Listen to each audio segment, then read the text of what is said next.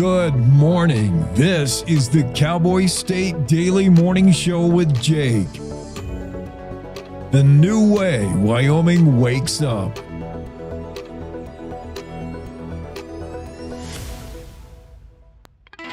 It's time to take a look at what's happening around Wyoming for Friday, March 7th. From the Cowboy State Daily Newsroom, I'm Wendy Kaur. Wyoming is on course to become the first state to build a new coal-fired power plant since 2013.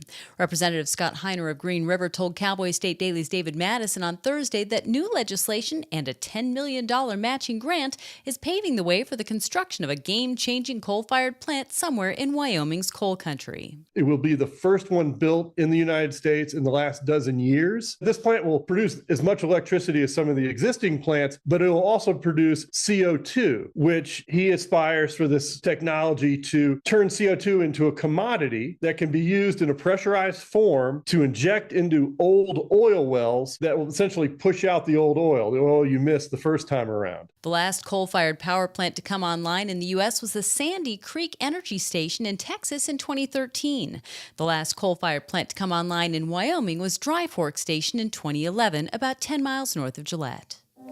A Wyoming sheriff who refused to hold on to inmates for federal immigration authorities without a criminal warrant changed course Wednesday and now will honor civil detention requests from U.S. Immigration and Customs Enforcement.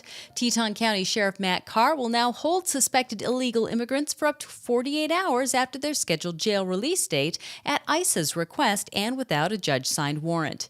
Cowboy State Daily's Claire McFarland reports that there were several points made by the sheriff regarding his change in stance on this issue. It has three main points. We're going to start doing these civil detainers that other Wyoming sheriffs are doing. This is contrasted to prior concerns about constitutional issues. And then the second point is we've had productive talks with ICE about their protocols. And then the third point is we do want to keep law enforcement officers safe. Carr's pivot was announced on the same day a U.S. House of Representatives committee grilled 4 mayors of major American cities about their supposed sanctuary city policies.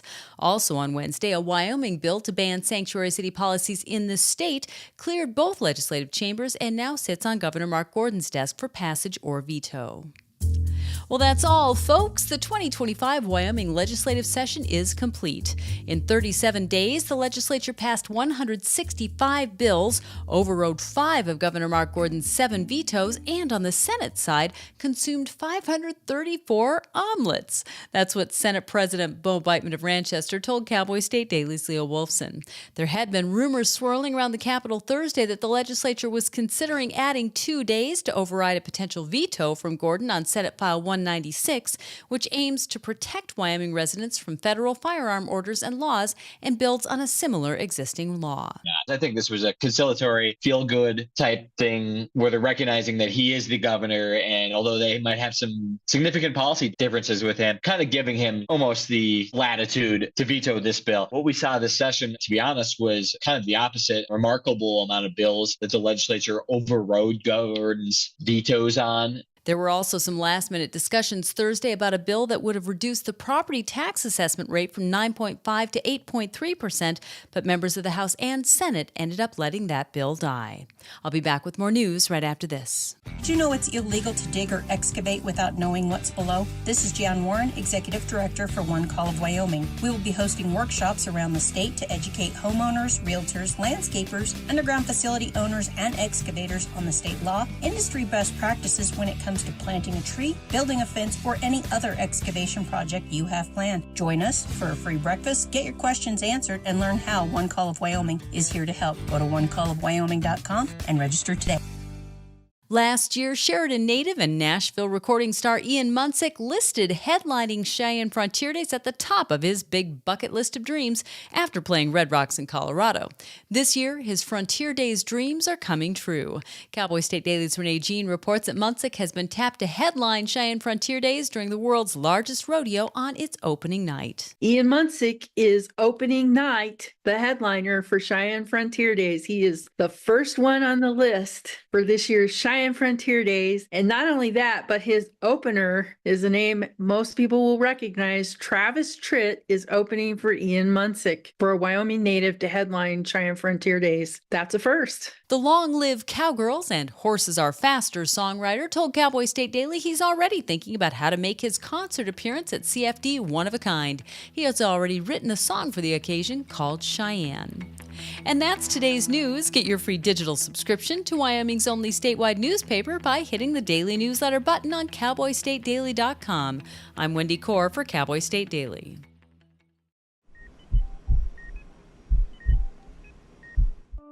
I had a pretty normal mom life. Everything was pretty good, and it was a very happy life. And we just had a new baby. And then all of a sudden, within a day or two, she's on life support and fighting for her life. They told me my only chance was a heart transplant.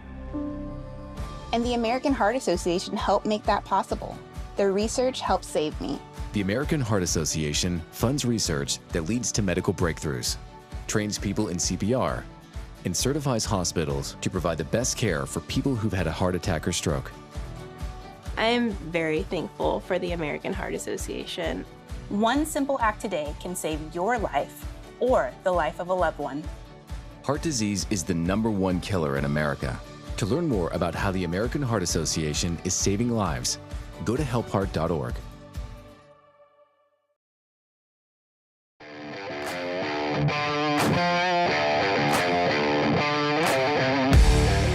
Cowboy State Daily show with Jake. It's a Friday edition. A fancy next generation coal-fired plant planned for Wyoming. It would be the first new coal plant built in the Cowboy State since 2011. Teton County Sheriff says he sees the light. He'll now comply with ICE when holding detainees for deportation. 68th legislative session comes to a close today. No additional days added to the schedule. Money for the shooting complex in Cody might have been found at the last minute. Wyoming's own Ian Munsick will headline Cheyenne Frontier Days. That's the first time a homegrown artist has done so. Ian says it's always been a dream of his. Wyoming author behind Longmire series receives another accolade, a giant bronze buffalo for Craig Johnson. How much would you pay for a Cheeto shaped like a Pokemon figure? I'd say you might be shocked, but I bet you won't be. Let's get started with weather forecast. Weather is clearing up, getting better across the state as we move along today. Still be cloudy for most of us to start, maybe lingering snow showers, but by the end of the day, this storm system that moved through yesterday will be out the way, but it has wreaked havoc on your travel. Road closures and expect a lot of trouble getting around the state today still. But the weekend going to look much, much better. In Casper, chance of another couple inches in the front end of the day. Highs 27. Riverton, you might have snow probably before noon, morning snow. Sunny in the afternoon with highs 36 in Riverton. Evanston, winter weather advisory still in effect until about noon. Snow likely in the early morning. Otherwise, sunny in the afternoon, 31. Green River, you'll top out around 31 today with a slight chance of snow in the morning. Pinedale might see some snow flurries early morning, otherwise mostly cloudy, 29. Alpine, same. DuBois, slight chance of snow in the morning, patchy fog, and mostly cloudy with highs around 32 today. Jackson, cloudy, 37. The snow has pretty much quit there. Thermopolis, chance of snow before noon.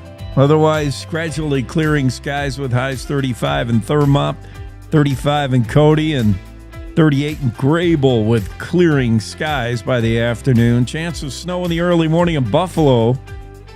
Otherwise, mostly sunny by the afternoon. Highs 31, 37 in Sheridan with maybe some early morning snow flurries.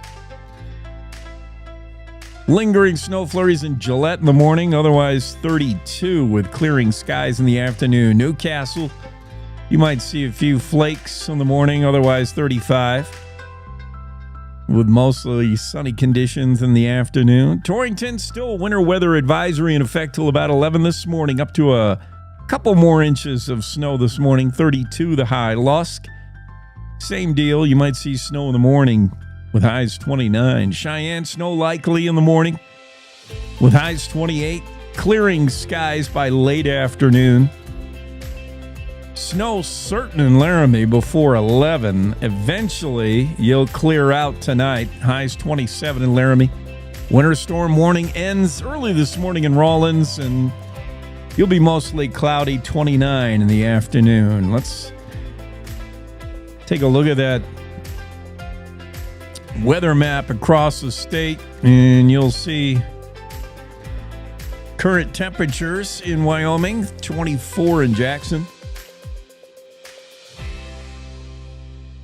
20 in Powell, 23 at Evanston. Thermopolis, you're currently 26. Same with Grable. Same with Lovell. Sheridan, 16 degrees, 19 in Buffalo. Right there in the middle of the state where all that snow got down. Lander, Riverton, you're about 21, 22 degrees currently. Casper, you're 20 down there in the southeast part of the state. Laramie, 16. Cheyenne, 18. Newcastle, you're 24 degrees currently, and 20 in Gillette. It's the road conditions you got to worry about as we take a look at your WYO roads map, and there are several road closures beginning first and foremost with Interstate 80. 80's been open a lot this winter. We've been lucky. There have been winters where Interstate 80 has been, feels like it's been closed more than it's been open, but this has been a pretty good winter for travel across the state on Interstate 80. Truckers have been inconvenienced very little this winter, really, other than the Green River Tunnel accident, of course. But you got road closures on Interstate 80. If any section of 80 is closed, it's pretty much consider it closed for everybody. Most people travel that thing almost border to border, certainly the trucking industry. So you've got closures all the way from Cheyenne to Rock Springs. There's a song about that, by the way. Cheyenne to Rock Springs. Country song written by a local artist. Road closure from Rock Springs all the way to Cheyenne. Interstate 80 is closed. You got truckers off the road and parked in every truck stop and every pullover and rest stop in every town. Wamsutter, Sinclair. They're just, waiting for things to clear up. No word from YDOT on when that should be open, but expect today gradually clearing for most of the state. So 80 should be up and running here pretty soon. That's not the only interstate closed. 25 is closed all the way. The entire length of Interstate 25, all the way up to Buffalo. You can get to Buffalo to Sheridan, although it's not advised. But from Buffalo down south to Casper, from Casper all the way to Cheyenne, Interstate 25 is currently closed. And authorities at YDOT say estimated reopening maybe 7 hours. They posted that at 4:45 a.m. So expect, maybe an early afternoon opening. But Interstate 80 traveling north-south of Wyoming, that is closed. So is the Lander cutoff. So too are roads, many of the roads in and out of Casper. No unnecessary travel outs with all roads in and out of Riverton. Between Lander and Riverton, no unnecessary travel on 26. Heading in all directions out of Riverton. Yeah, it's troublesome travel, with the exception maybe of far western mountainous Wyoming, where there's snow, but at least it's not blowing. So you got slick conditions, slippery roads down Star Valley from Jackson to all the way to Kemmer. You got drifted snow and some slippery conditions, but still visibility is good and the roads are open. But Interstate 8 once again closed from Rock Springs to Cheyenne, and 25 is closed from Cheyenne all the way up to Buffalo. Those are the main road closures today, and that's significant. That takes away most of your travel other than kind of local trips. That's all your travel today. We'll keep an eye on that, let you know when those roads open. We'll be watching that all morning. No Craig Johnson in the we have no guest here in the early morning. We're hoping to get to who are we hoping for? I got to look at my schedule here. I'm hoping to get Jackie Dorothy on. We should have Andrew Rossi. Mike Schilt is who we're hoping to get. And that's the father of the Laramie firefighter that was injured, paralyzed, we hope temporarily from the waist down. There's maybe some good news to report. Mike is bedside with his son, and he said if he had time, he would call in, give us kind of an update on what's going on there. We're all rooting for this firefighter of Laramie who was injured when that big stone fireplace just collapsed and fell on him. Can you imagine? Oh. Cowboy State Daily columnist and masthead dude, Bill Sniffen, he'll be on today. Wendy Kors should join us as well. She'll talk about the newest podcast coming this weekend. And Leo Wolfson, the session wrapped up. Leo, no excuse not to pop in. He's been getting in on us on Fridays, and he'll give us a good recap. We need some extra time with Leo as the 68th General Session is just wrapped up in Cheyenne. There were rumors they may extend that a couple days, but they did not. Business is done, with the exception, I think, of one bill of regret. Lawmakers talk about one bill they didn't get to that they hope to next year. But it looks like possibly some money was found for the shooting complex. That's good news. The supplemental budget, the killing of that supplemental budget, looked like it sunk the money earmarked for the shooting complex outside of Cody. Last-ditch effort to stick that in a water bill didn't work. And now we see news that maybe they've shuffled some money around and found $10 million for that shooting complex. We'll see. I get into that story a little more later.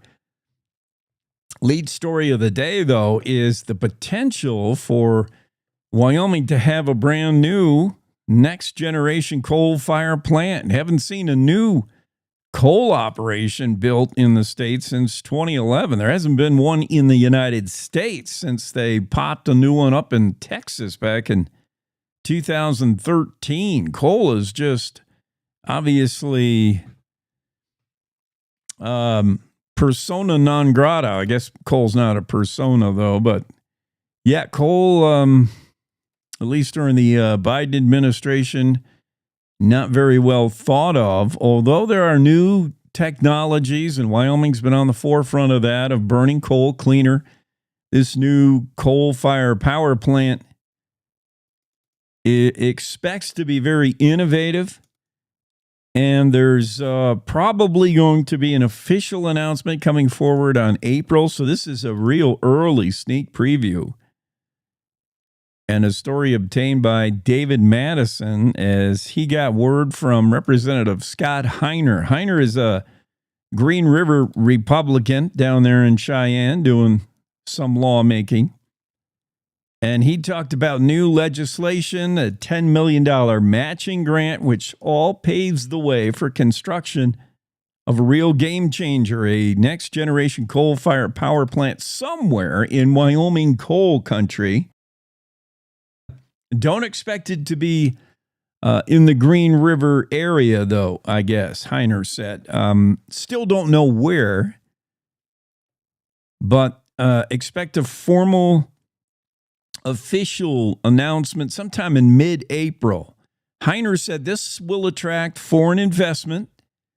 He provided no details about location other than to say it will not be near Green River.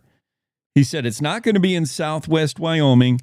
There's no coal mines down there anymore. They're closing them all, said Heiner. I'm not working for my own district. I'm working for the state of Wyoming to help put this deal together. So a lot of answers still to be found, but encouraging news that there appears to be at least some interest in getting a brand new state-of-the-art coal-fired power plant built in Wyoming. That would be the first since 2011 when the Dry Fork Station came online. That's owned by Basic Electric Power Cooperative. It's about 10 miles north of Gillette. The last coal-fired power plant to come online in the United States was the Sandy Creek Energy Station in Texas, and that was in 2013. So it's been well over a decade since we've seen any kind of new coal-fired plants. David Madison had more as he talked to Wendy Core about that story. Wyoming is on course to become the first state to build a new coal-fired power plant since 2013. Representative Scott Heiner of Green River told Cowboy State Daily's David Madison on Thursday that new legislation and a $10 million matching grant is paving the way for the construction of a game-changing coal-fired plant somewhere in Wyoming's coal country. When coal-fired power plants come up in the news, it's usually about them being decommissioned or wound down, a transition away from coal. We've had years of news stories about that. What happened this week was remarkable because plans are in the works for an unnamed Wyoming company to begin the design and engineering phase of a new coal-fired plant. It will be the first one built in the United States in the last dozen years. This plant will produce as much electricity as some of the existing plants, but it will also produce CO2, which he aspires for this technology to turn CO2 into a commodity that can be used in a pressurized form to inject into old oil wells that will essentially push out the oil you missed the first time around. The last coal-fired power plant to come online in the U.S. was the Sandy Creek Energy Station in Texas in 2013. The last coal-fired plant to come online in Wyoming was Dry Fork Station in 2011, about 10 miles north of Gillette. That plant also is next to a Powder River Basin coal mine, the Dry Fork Mine.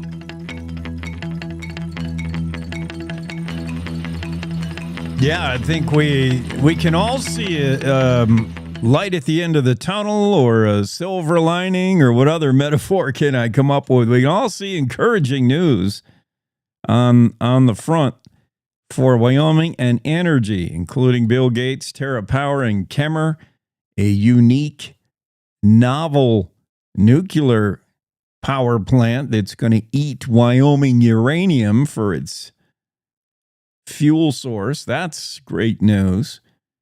And then, getting to coal. Wyoming's sitting on a little bit of coal, Can't export it till we figure out a way to get it to the West Coast and get it out to the Asian markets.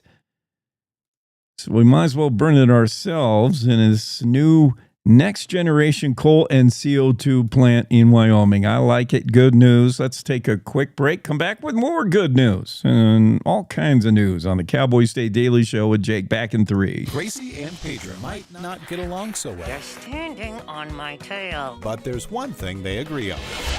There's a right seat for everyone. Oh, that's the good stuff. Whether you're a dog, Hold on, Pooch. a cat, a fish, or a rat. And I'm a ferret. Be sure to travel safe. How can you be so sure? I'm absolutely positive. On your next adventure, make sure your children are in the right seat for their age and size. Get it right at nhtsa.gov/the-right-seat. When she was 19 weeks pregnant with Finn, Kelly went in for a routine ultrasound. The doctor knew that something was wrong when he looked at his heart and saw that there weren't any chambers and there were abnormal connections. After Finn was born, he needed multiple surgeries and procedures just so he could survive. He has had 17 procedures, including 2 open heart surgeries. To be perfectly honest, I can't see Finn even getting past birth without the American Heart Association. Finn's entire family is grateful to the American Heart Association. Their support of life-saving research and medical breakthroughs gave Finn a second chance at life. I love to go on bike rides with my daddy. Thank you for helping kids like me. Learn how you can join us in the fight to help prevent death from heart disease and stroke at helpheart.org today.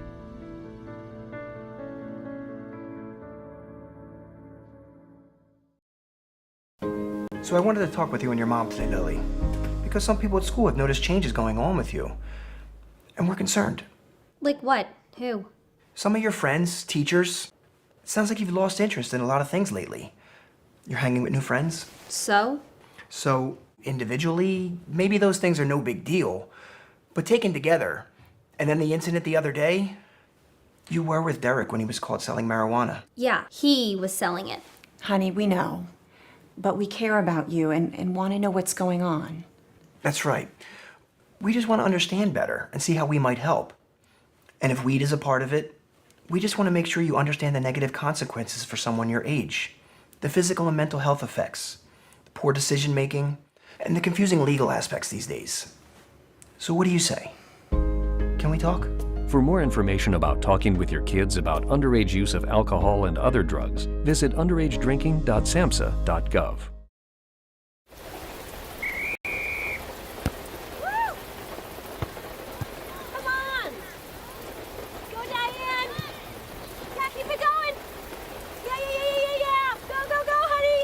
If you love them enough to drive an hour to cheer them on as they get beat 11-0 in the rain, then surely you'll check nhtsa.gov/the-right-seat to make sure they're correctly buckled in the back seat.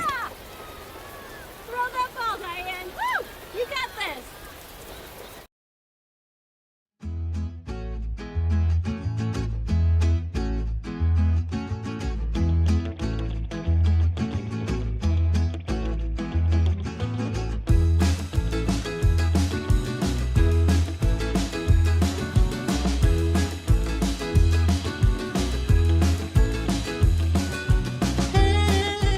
Cowboy State Daily Show with Jake continues here on this Friday. This is the weekend. We got to push our clocks ahead an hour, right? I think. Let me double check that. Yeah. Daylight savings time. We're going to do that Sunday night. Oh, I hate that. I hate springing forward. It's never no fun. Excuse the double negative. It's never no fun springing forward. At least when you fall back,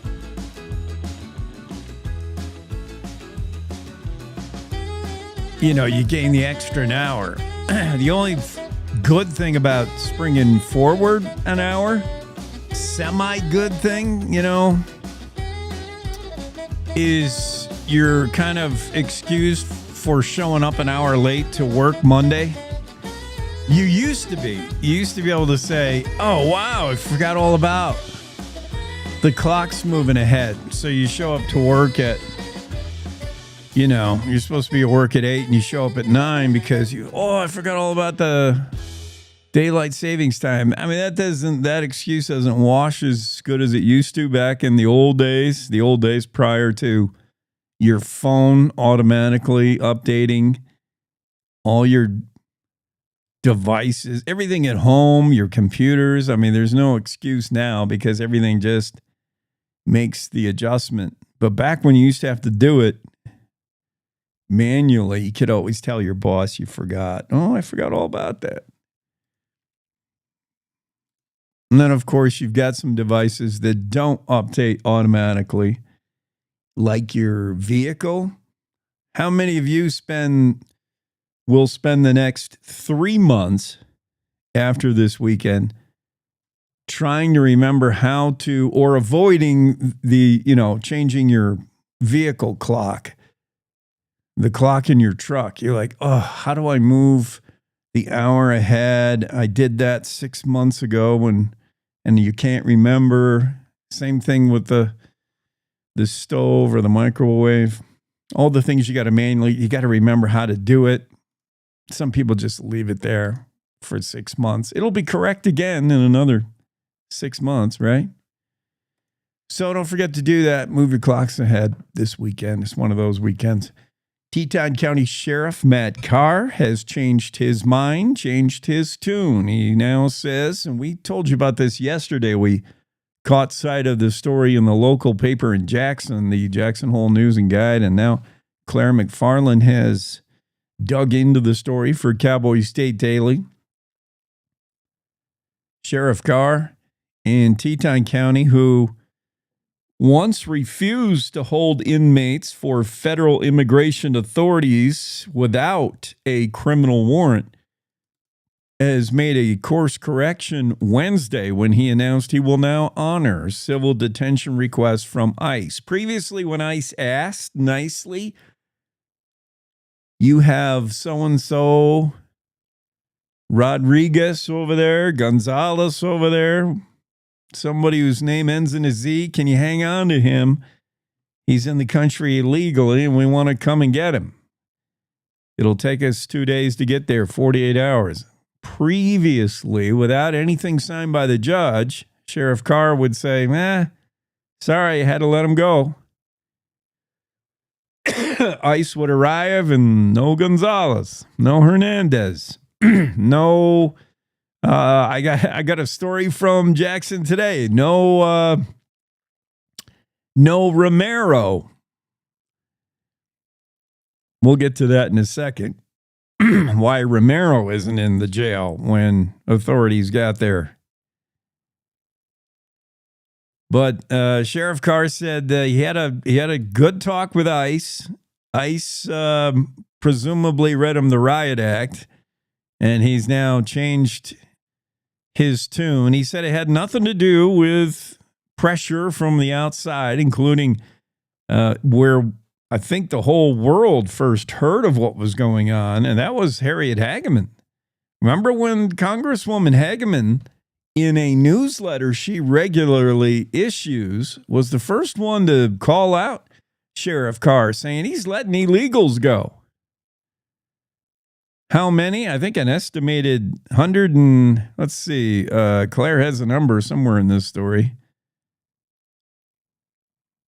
Back when this news first broke, 103. Carr's announcement follows months of controversy in which U.S. Representative Harriet Hageman vowed to address Carr's prior policy of not honoring civil detainers. ICE also confirmed that Carr's office, his sheriff's office, had not been working terribly cooperatively with them. They had released over 100 illegal immigrants before ICE could get there and retrieve them. This is over a 2-year time span. Carr's pivot was announced on the same day, coincidentally, that the U.S. House of Representatives Committee grilled 4 mayors of major American cities, including New York and Boston, on their supposed sanctuary city policies. Did that have anything to do with anything? Sheriff Carr would say it wasn't any outside pressure, not Hageman, not news printed in the Cowboy State Daily. It was just after meeting and sitting down with ICE and getting a little clearer idea of how things would work, he's decided to now change course, no longer needs a judge signing. As if ICE asks, he will hold for 48 hours. Claire McFarland talked to Wendy Core. More about that. This is what it sounded like. A Wyoming sheriff who refused to hold on to inmates for federal immigration authorities without a criminal warrant changed course Wednesday and now will honor civil detention requests from U.S. Immigration and Customs Enforcement.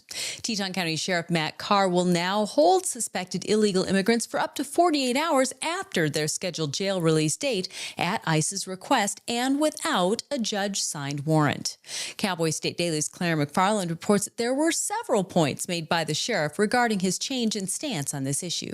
It has three main points. We're going to start doing these civil detainers that other Wyoming sheriffs are doing. This is contrasted to prior concerns about constitutional issues. And then the second point is we've had productive talks with ICE about their protocols. And then the third point is we do want to keep law enforcement officers safe. Carr's pivot was announced on the same day a U.S. House of Representatives committee grilled 4 mayors of major American cities about their supposed sanctuary city policies. Also on Wednesday, a Wyoming bill to ban sanctuary city policies in the state cleared both legislative chambers and now sits on Governor Mark Gordon's desk for passage or veto. Yeah, as reported in the story, it's obvious that the nation and the state's appetite for illegals and dealing with them and sheltering them is, well, we see what direction it's going. And I think Sheriff Carr, saw the writing on the wall. Anyway, I mean, what's most important in law enforcement is protecting the public, number one, and keeping your officers safe. That's key. So as long as you're doing that, and, I think that's good policy.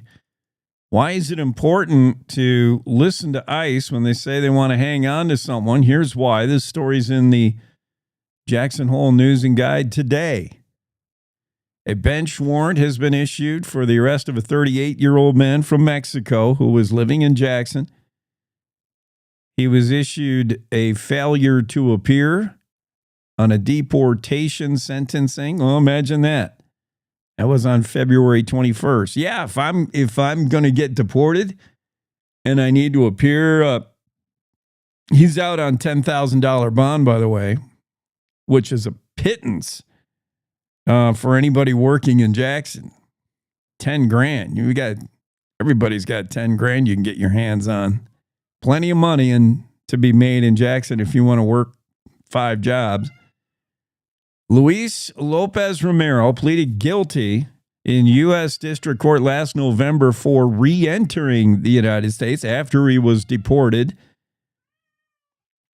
He was deported by Border Patrol near Del Rio, Texas, back in 2013 when he was 27 years old. He got snuck back into the country and was picked up in Jackson for a driving accident back in September of 22. While driving, he hit 2 electrical boxes at a booster station that belonged to Lower Valley Energy, and he hit a residential fence, did a bunch of damage, was sentenced in Teton County Circuit Court to 180 days in jail, ordered to pay $16,000 in restitution. He got out of jail, and he disappeared.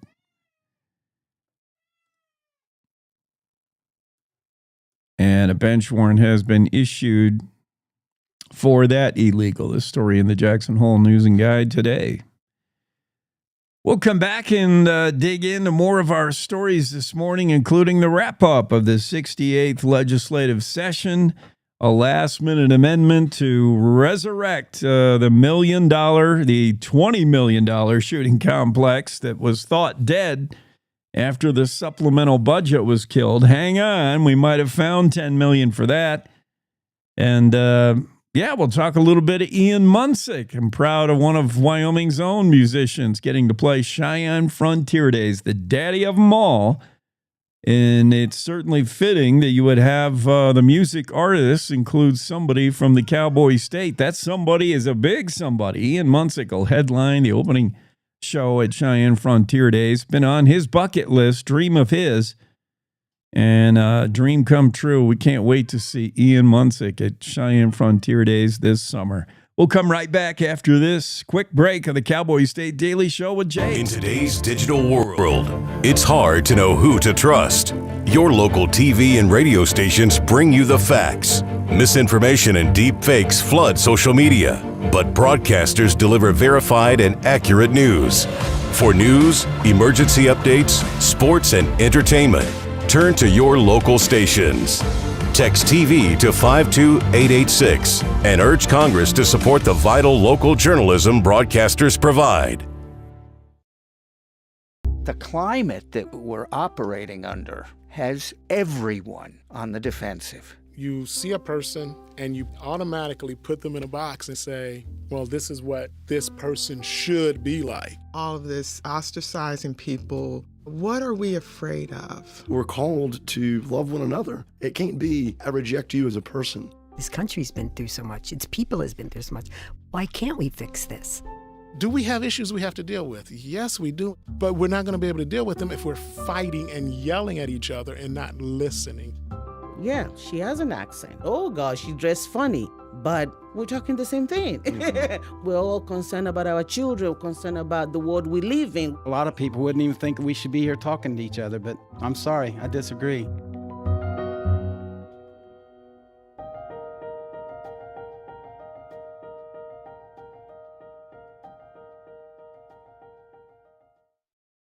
I don't think many kids in my son's school even do it. He makes fun of his friend who vapes. He would never try it. She's into soccer. She's on the honor roll. She's just not the type. No way. No way. No way. No way. My kid would never vape. Get your head out of the cloud. Today, nearly 8,000 kids will start vaping. Maybe even yours. Learn about the dangers at talkaboutvaping.org.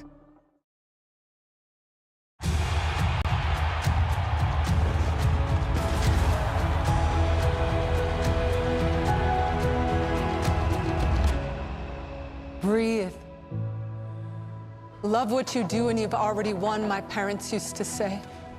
My parents whose smiles were my first finish line, who championed respect, whose resilience built mine. Even more than I wanted a gold medal, I wanted a heart of gold, like the mentors who were my balance beams, refusing to let me down, and the coaches who spoke out to anything out of bounds. Heroes who never stood on podiums, but stood up for me. Every shot I made, give the assist to those who since my youth were referees, ready to blow the whistle and end abuse.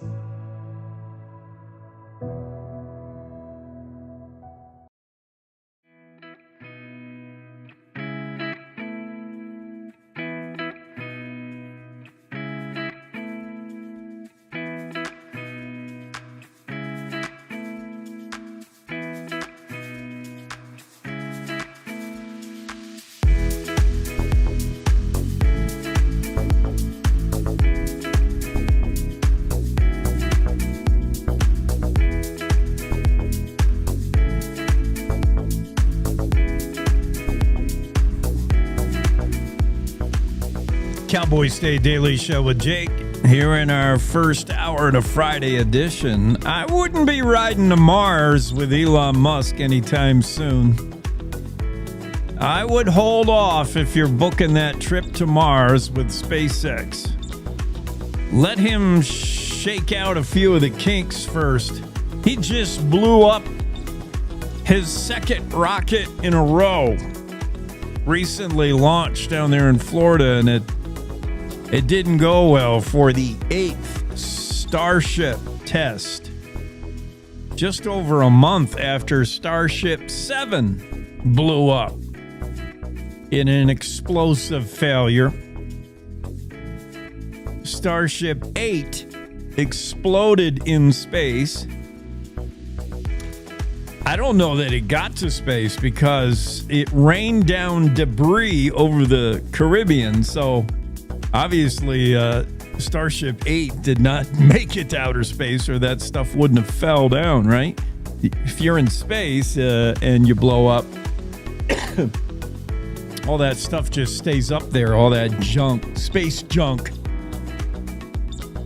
Yeah, but the explosion of Starship 8 puts a real damper on the whole SpaceX program that Musk thought to speed up this year. He wanted to really speed up these tests and his mission to get to Mars. That's his plan, right? Elon Musk, who's all doped up on ketamine. wants to know, what 5 things did you do last year or yesterday?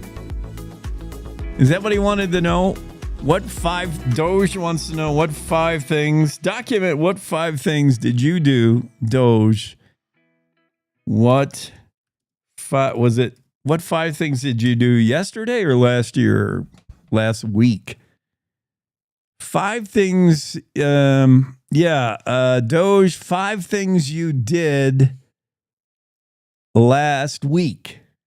Okay. There was an email from Musk and Doge. He was trying to, gauge whether these government agency employees were goofing around, doing nothing.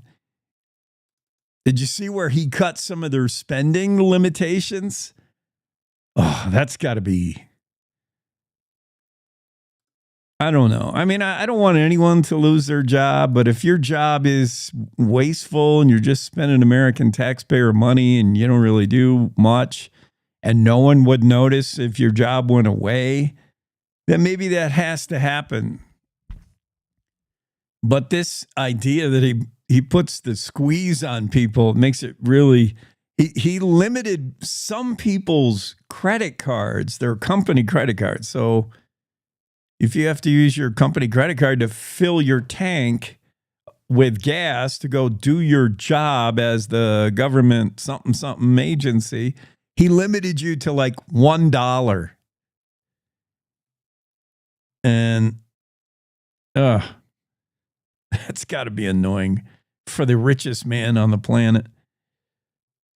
Anyway, Musk's 403-foot rocket known as Starship 8 just blew up not long after launch and fell to pieces all over the Caribbean. In fact, FAA had to suspend air traffic over the southern part of Florida for a while this thing exploded and rained down parts.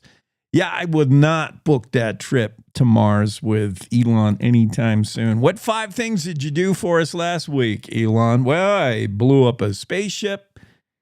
I impregnated someone. I impregnated someone else. I impregnated another. I had 4 kids and blew up a spaceship. It's a pretty good week for the richest dude on the planet. 37 days into the session and it's over. 165 bills total. We're past 5 veto overrides. I don't know that that's a record, but it's on the high end. Not often do you see the governor veto a bill. Even that's kind of rare. And then even less often do you see the legislative bodies flip the veto. That doesn't happen every day. 5 times it did this session. 37-day legislative session wraps up today. 165 bills signed into law. 5 overrides of Gordon's 7 total vetoes. And just in case you're counting by the numbers, Senate President Bo Biden estimates the Senate consumed 534 omelets. Woo! At the price of eggs today. This is a legislature living high on the hog. 534 omelets at what eggs is going for today. That's impressive, Senator Biden. I thought we were trying to cut back on spending. They must have a higher per diem than I thought they did.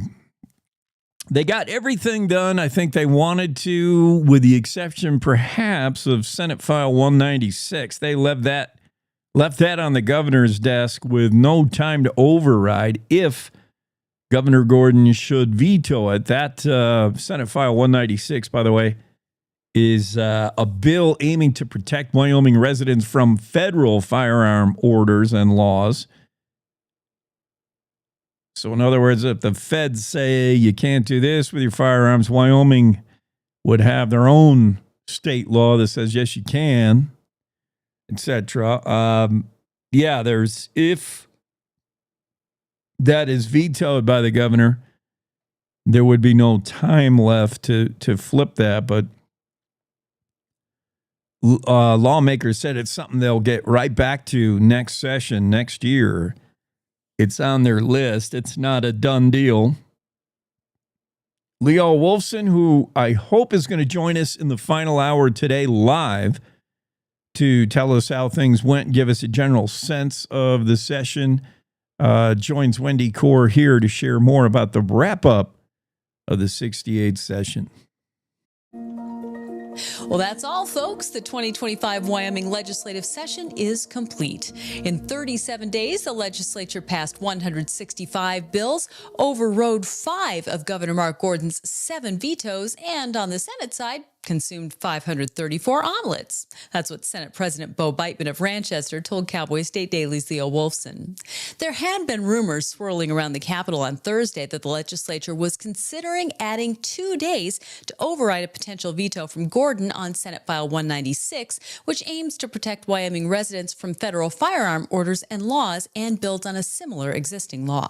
They certainly could have pushed the bar and tried to hold out to override a potential veto from Governor Mark Gordon. But I think at the end of the day, the legislature kind of looked at it as a situation of, is it really worth it to spend all this time and money reconvening to possibly adjourn for a veto that they didn't even know was for sure going to happen or not? I think this was a conciliatory, feel-good type thing where they're recognizing that he is the governor, and although they might have some significant policy differences with him, kind of giving him almost the latitude to veto this bill. What we saw this session, to be honest, was kind of the opposite. Remarkable amount of bills that the legislature overrode Gordon's vetoes on. There were also some last-minute discussions on Thursday about a bill that would have reduced the property tax assessment rate from 9.5% to 8.3%, but members of the House and Senate ended up letting that bill die.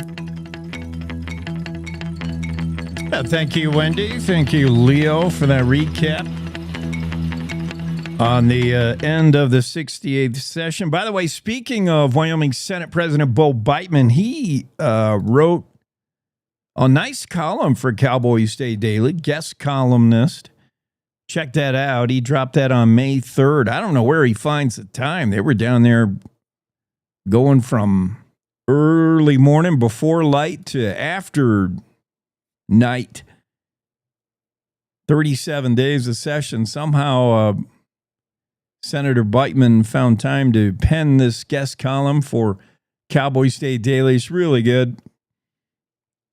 Just gives you some inside look into what was going on down there in the session. Beitman wrote, "We've all heard of the 5 and dime plan, but I stand with the people of Wyoming who say not another dime when it comes to growing government." He said, "This time around, conservative minds, conservative legislation is the real winner." The Wyoming Senate delivered historic conservative wins is the title of the column written by a lawmaker himself, Senator Bo Beitman. Read all about that in the Cowboy State Daily. Very interesting column. Give you a little bit of insight into what was going on down there in Cheyenne. What was also going on in the final hour, the 11th hour, was a last-minute amendment to bring back this $20 million shooting complex back from the dead. There's a big state-of-the-art giant shooting complex proposed for just outside of Cody, Wyoming. It's going to take $19.5 million to get it built. The state had pledged $10 million toward that project. So in other words, state wants to cover half of it, and the other half was to come from corporate sponsorships, private donations, and other funding sources. The problem is the state's promise for $10 million was in jeopardy up until about yesterday. It was, the $10 million earmarked for the project was tucked into the supplemental budget. We know what happened with that. The Senate said, no thanks, no supplemental budget. They liked the budget that was passed last year, and they threw that right out the window. An attempt to stick the $10 million into a water bill failed, 16-15 votes. So now what? nervous times if you're a proponent of the shooting complex. Well, Senator Larry Hicks, Chris Rothfuss of Laramie were instrumental in bringing an amendment to Senate File 169. That piece of legislation transfers funds from the state's Strategic Investments and Projects account, SIPA. The amendment would include transferring $10 million to the Wyoming Department of State Parks and Cultural Resources, and that money then would be earmarked for the shooting complex, and therefore we'd be able to get that done. Smart thinking, that's the thinking that comes from desperation, right? When you absolutely have to have it. It's amazing how fast you can get work done. Here's Mark Hines with more. A last-ditch effort on Thursday saved the $19.5 million Wyoming State Shooting Complex, securing $10 million in state funds for the project. Senators Larry Hicks of Baggs and Chris Rothfuss of Laramie were instrumental in bringing an amendment to Senate File 169, which transfers funds from the state's Strategic Investments and Projects account. Cowboy State Daily's Mark Hines reports that the amendment unanimously passed a joint conference committee late Thursday morning. It's been like a ping pong ball with this Wyoming State Shooting Complex. It was on, it got passed in 2023, everything was looking good. All they had to do was just basically sign the release of the money, but then the supplemental budget got killed and there were various efforts made to bring it back and it looked like it was dead and gone. And then just today they had another budget bill. They managed to tack an amendment onto that will reappropriate those funds. Of course, this is pending Governor Mark Gordon's signature, but that made it through the Joint Concurrence Committee and then was brought before both chambers today, and both chambers approved it. Corporate sponsorships, private donations, and other funding sources are expected to provide the rest to the shooting complex's budget.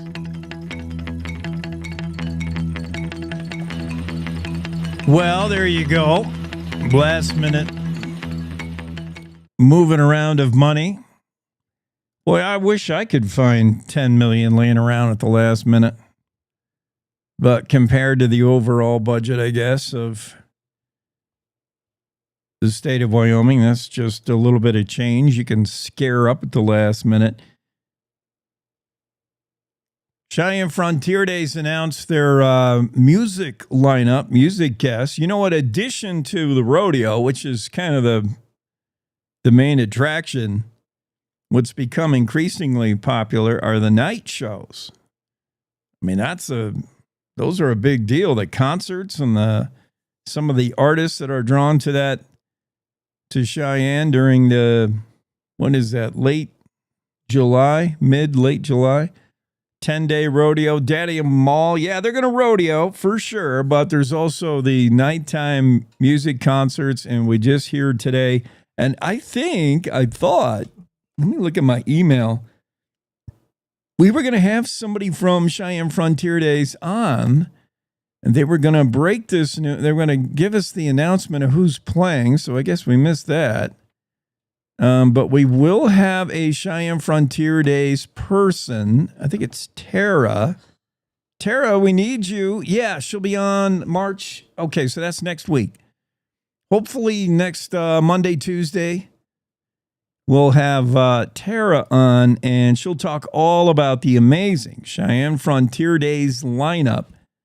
All these music acts. But meanwhile, we hear about Ian Munsick, and that's all I need to know for now. Ian Munsick, Sheridan-based musician who has made good on the national scene, will headline, first time anybody from Wyoming has headlined Cheyenne Frontier Days. By headline, we mean he will be the main act on opening night, with Travis Tritt opening for him. My, how things have changed. 20 years ago, it would have been Munsick opening for Travis Tritt when he was at the height of his fame. Big 90s country music star. But these days, Travis got a few miles on him. And Ian Munsick is the up-and-comer as far as country stars. Luke Bryan's also going to make the scene. Brooks and Dunn and whole bunch more artists as Cheyenne Frontier Days announces their night entertainment schedule that includes one of our local heroes, Ian Munsick, who said He's like very, very, very, very excited. How many veries did he use? 1, 2, 3, 4. He's very, very, very, very excited to play. It's going to be a blast. It'll be the biggest achievement in my book of things that I've done. And that's saying something. Munzik's done a lot. And, including number one hits. He's played Red Rocks, Colorado. He's done a lot of things. But he said Cheyenne Frontier Days headline and that's been on his list, something he's always wanted to do, and he's excited. In fact, he's 4 times very excited to get into that show. Can't wait to see him. Cheyenne Frontier Days in Munzik. It'll be here sooner than you think. Get your tickets now. We'll have Tara on next week. Talk more about CFD, the biggest rodeo of them all. I'm excited. Really, it's just an Ian Munzik concert with a whole bunch of rodeo after it. That's what we're doing. We got to pause for the cause. Wendy Core's news, top of the hour. We'll see you on the other side of that. You are right in the middle of the Cowboys State Daily Show with Jay.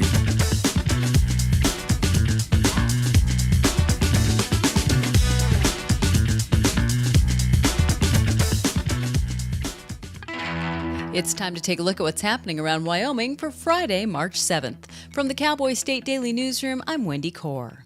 A last-ditch effort Thursday saved the $19.5 million Wyoming State Shooting Complex, securing $10 million in state funds for the project. Senators Larry Hicks of Baggs and Chris Rothfuss of Laramie were instrumental in bringing an amendment to Senate File 169, which transfers funds from the state's strategic investments and projects account.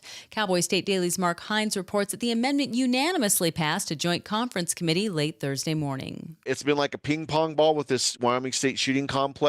It was on. It got passed in 2023. Everything was looking good. All they had to do was just basically sign the release of the money, but then the supplemental budget got killed, and there were various efforts made to bring it back, and it looked like it was dead and gone. And then just today, they had another budget bill. They managed to tack an amendment onto that will reappropriate those funds. Corporate sponsorships, private donations, and other funding sources are expected to provide the rest of the shooting complex's budget. Well, there's a first time for everything, and that's something the Fire Rescue Department in Evergreen, Colorado experienced Wednesday afternoon. That's when the department's firefighters successfully undertook their first yak rescue.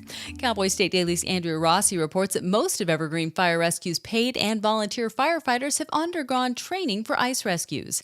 When they responded to the yak call, they came ready to use the same techniques and equipment they'd deploy to rescue a human. They never know what the situation's going to be, so they came equipped for any scenario. But in this case, the yak was doing okay. It was yakking up the fact that it was not in a good spot, but all they needed to do was cut a 10-foot path in the ice between the hole and the shore. And once they cut that path, the yak understood what to do, and it didn't need any help hauling itself out of the water. The fire rescue team posted a video of the rescue on social media, not only to create engagement with their community, but to remind people that while a lot of well-intentioned people might try to save an animal like this themselves, they should instead call the trained professionals and let them handle the situation. Craig Johnson isn't sure just how much the big bronze buffalo that comes with the Western Writing Association's Owen Wister Award weighs, or whether it will make it past airport security when the New York Times bestselling author returns with it from Amarillo, Texas this June, where he is to receive one of the West's highest honors. The Owen Wister Award recognizes lifetime contributions to Western literature, and the Wyoming resident and creator of the best-selling Longmire book series is not taking this honor lightly, according to Cowboy State Daily's Renee Jean. It's an award for uplifting voices in the West, for contributing to this body of literature and culture in a unique and outstanding way. People like John Wayne have won this award. To join that elite cadre of people who have so affected and influenced and brought out the voices of the West is quite an honor. Johnson may not know how he's getting the big award home just yet, but he is so excited he's already cleared a spot for it at his home home in Ucross. I'll be back with more news right after this. Did you know it's illegal to dig or excavate without knowing what's below? This is Jan Warren, Executive Director for One Call of Wyoming. We will be hosting workshops around the state to educate homeowners, realtors, landscapers, underground facility owners, and excavators on the state law, industry best practices when it comes to planting a tree, building a fence, or any other excavation project you have planned. Join us for a free breakfast, get your questions answered, and learn how One Call of Wyoming is here to help. Go to onecallofwyoming.com and register today. The lucky snacker who pulled a once-in-a-lifetime find from a bag of Flamin' Hot Cheetos cashed in when a Pokemon-shaped Cheeto fetched nearly $88,000 at auction this week. The small chunk of extruded cornmeal covered in bright red Cheetos dust resembles one of the most popular and collectible Pokemon cards, Charizard, a fire-breathing dragon. Cowboy State Daily's Greg Johnson spoke to people in the collectibles industry in Wyoming, and even they are shaking their heads over the Charizard Cheeto, which has been dubbed Cheetozard. And it's not a precedent-setting thing. It's happened before. A few years ago with the Cincinnati Zoo's famous gorilla named Ombre, somebody found a Cheeto that looked like Ombre, and they put it up on eBay, and the bids on it got to almost $100,000 before eBay took it down. For whoever sold Cheetozard, it's not a bad return on investment, considering a standard 8.5-ounce bag of Flamin' Hot Cheetos costs $3.33 at Walmart. That's just 1.7 cents for each Cheeto. At a sale price of $88,000, that's a markup of more than 5.1 million%. And that's today's news. Get your free digital subscription to Wyoming's only statewide newspaper by hitting the daily newsletter button on CowboyStateDaily.com. I'm Wendy Core for Cowboy State Daily. Wyoming is a big state. There are so many stories to tell, and here at Cowboy State Daily, we pride ourselves in bringing those stories to you every day. I'm Riley Strand, videographer and production assistant for Cowboy State Daily Video News. Every day, host Wendy Core and I talk to the experienced journalists who are covering the topics, issues, and people that are important to Wyomingites. And in our daily newscast, we bring you their stories. Tune in to Cowboy State Daily Video News every morning, only on CowboyStateDaily.com. In southwest Wyoming, wide open space is waiting. This is how we explore it. In Rock Springs and Green River, Wyoming. Plan your adventure at explorewy.com.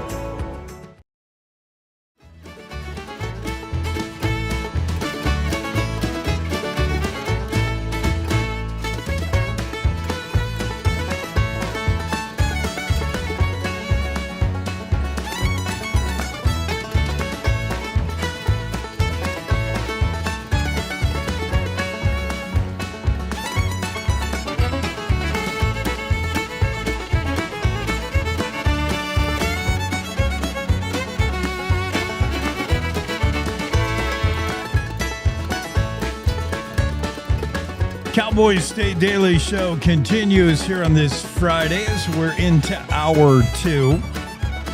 Or let's say hour 3. I'm going to quit an hour early. I'm going to do daylight savings time now. Now is when it's convenient to me to move forward an hour. I'll be 1 hour closer to quitting time, when I can slide down the dinosaur's neck and tail. Boop, and the whistle goes off from the quarry. Yabba dabba doo. Losing the hour Sunday night as I'm sleeping, resting up for Monday morning. That's inconvenient to me. I want to lose the hour now. So if there is going to be daylight savings time this weekend, I think we should all have the ability to choose when we move our clock forward. And I choose to move it forward now. It's only fair, right? Stories we're still getting to. Let's see. I'm hoping Mike calls me here in a little bit. We'll see, but until then, let's go to Longmire author, our friend Craig Johnson. We had Craig Johnson on the show. We've been so blessed to have a lot of big name guests on this show, and I hope you've been watching. to enjoy it. We've had Governor Gordon on, U.S. Senators John Barrasso, Cynthia Lummis on. We've had Congresswoman Harriet Hageman on a couple times. Secretary of State Chuck Gray's been on a couple times. He'll be on next week. Superintendent of Public Instruction Megan Degenfelder has been on. She'll be on next week. We've had State Treasurer Kurt Meyer. Gave us some investment tips while he was on. Who am I missing? We've had a lot of folks on it. We've had Craig Johnson on the show. And that was a lot of fun. He talked all about what it's like to write the Longmire series. Craig Johnson just won a big-time award, by the way, the Owen Wister Award. That's the highest honor given by the Western Writers of America. And that's in recognition of his lifetime contributions to the genre. Although Mr. Johnson would say, well, my lifetime's not up yet. He's like, I'm only halfway done. I'm still going. But good for him. He was down there. I think they gave that to him down in Texas, right? Because he's down in Amarillo, Texas. This June, where he will receive the award, which constitute the award, besides the recognition and probably some sheepskin. The award also includes this big all-bronze statue of a bison, which has a name, by the way, called Lord of the Plains. It was created by the late Texas sculptor Robert Duffy. Beautiful big buffalo statue, Johnson said, and from what I understand, it weighs a lot. So he's already thinking about how he's going to get it back to Buffalo, Wyoming. He said they give you to that at the award ceremony, and then it's your job to get it home. And he's like, I don't know if TSA will let me get it through the airport check there in Amarillo. He said he may have to ship it back to Buffalo, but I guess everybody who wins this award gets to keep the big bronze buffalo for the year, right? Is that how it works? Renee Jean has the story. Here's, for those of you in the podcast version of the show, that's Craig Johnson in his truck, and the inset is the Owen Wister Award. That's the buffalo from the Western Writers of America. So congrats. Nobody's more deserving than Craig Johnson. Let's hear more from Renee about the story, huh? Craig Johnson isn't sure just how much the big bronze buffalo that comes with the Western Writing Association's Owen Wister Award weighs, or whether it will make it past airport security when the New York Times bestselling author returns with it from Amarillo, Texas this June. That's where he's set to receive one of the West's highest honors. The Owen Wister Award recognizes lifetime contributions to Western literature, and the Wyoming resident and creator of the bestselling Longmire book series is not taking this honor lightly, according to Cowboy State Daily's Renee Jean. Owen Wister, he's the father of the Western, right? And so the Western Writers Association gives out once a year the Owen Wister Award. It's an award for lifetime achievements. It's an award for uplifting voices in the West, for contributing to this body of literature and culture in a unique and outstanding way. People like John Wayne have won this award. To join that elite cadre of people who have so affected and influenced and brought out the voices of the West is quite an honor. Johnson may not know how he's getting this big award home just yet, but he's so excited he's already cleared a spot for it at his home in Ucross.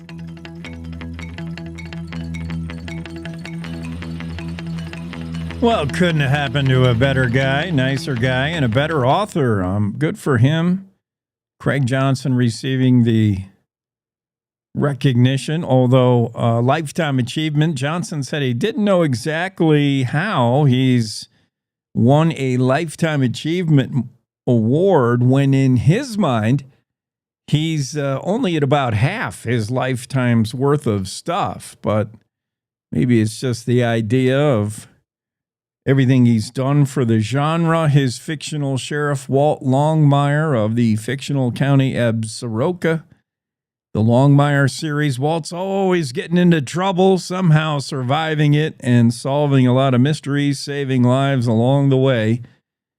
And who could have guessed that Craig Johnson would one day follow in the footsteps of the author of The Virginian, Owen Wister. Craig Johnson had this to say about the grandfather of the Western, Owen Wister. He said, Wister is kind of singularly responsible for elevating the Western to a more complex medium, where it could challenge other pieces of great American literature like Moby Dick or Mark Twain.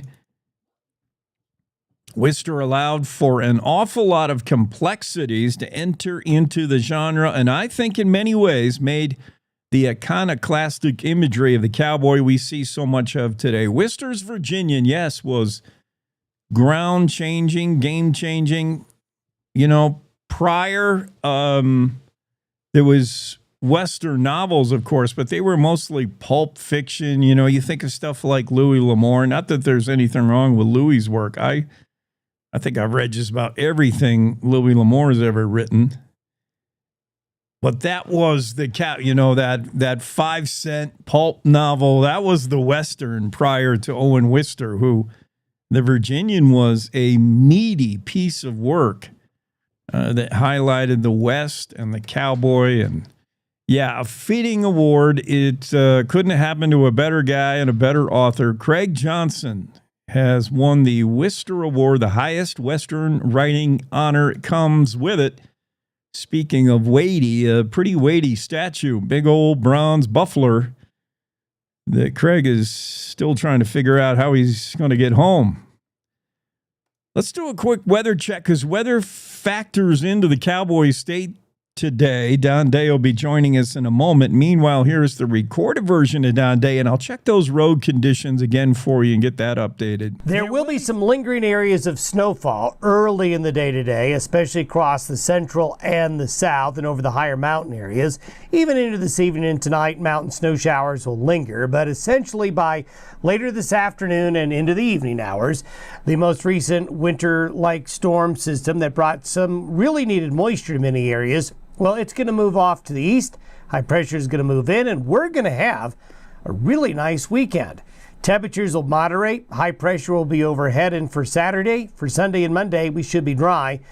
We'll see some snow return to Wyoming's western mountains and valleys by late Monday into Tuesday and Wednesday of next week, but through the weekend. And for most of Monday, we've got some good weather.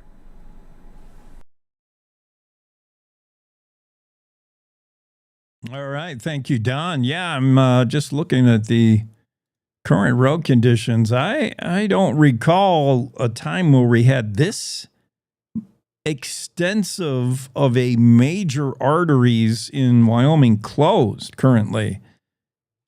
It's, it's been a minute since I've seen I-25 and I-80 both closed. Interstate 80 is closed still. From Rock Springs all the way to Cheyenne, no travel at all in either direction as weather has shut that down. Slick was so, wait a minute. Now it's possibly open. Yeah. Interstate 80 maybe kind of open, slick with snowfall. Okay, stand by. Yeah. So, yeah, expect slick with snowfall, blowing snow, but Interstate 80 is open. Trying to zoom back out between Rock Springs and Cheyenne. Just pretty dicey travel. Interstate 25, though, remains closed. That's from Cheyenne all the way up north through Wheatland, through Douglas, through Casper, all the way up to Buffalo. Interstate 25 remains closed. Let me double check that to make sure. Yeah, that road's still closed. No estimation of reopening other than sometime around noonish is what we hear from YDOT. That Lander cutoff, the kind of back way between Lander and Farson, that's closed. That thing closes easy. That's the South Pass. That's always got some snow and blowing snow. A lot of trouble there. Travel in and out of Riverton is troublesome as well. That's where a lot of the snow fell in central Wyoming. Slick with snowfall in the Riverton area. Yeah, road conditions across the state challenging today, but Interstate 80 between Rock Springs and Cheyenne now is open, but some tough going. Interstate 25 is closed. Don Day should be with us momentarily, and he'll tell us what he kind of just did tell us pre-recorded wise is this storm is winding down. Some towns in Wyoming will see some lingering snow showers this morning, but by the weekend, it'll all be a distant memory, and some of the snow will be melting already. We look for a really nice weekend. Temperatures getting back up there and plenty of sunshine over the weekend, Saturday and Sunday, even though we lose 1 hour of daylight somehow. I thought Trump was getting rid of daylight savings time. We'll ask Don whether he can do it. I don't know who has the authority to get rid of it. Probably a weather guy, right? Maybe Elon Musk and his Doge. I mean, he's cutting everything else. Can he cut an hour? Can he cut daylight savings time right out of there? Hopefully. But yeah, we're all kind of tired of moving the clock back and forth, right? Especially when we have to move it forward and lose an hour. Speaking of Longmire Days and Craig Johnson, Longmire Days this year is on the calendar. Book it. Put it on your calendar on the refrigerator there.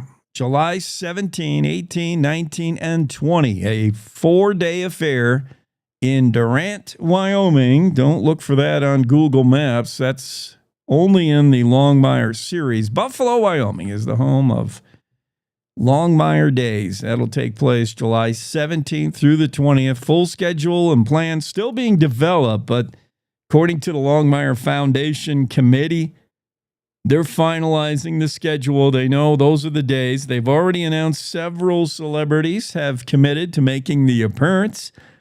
Of course, that includes Craig Johnson, the new award-winning author and the man behind the whole Longmire thing.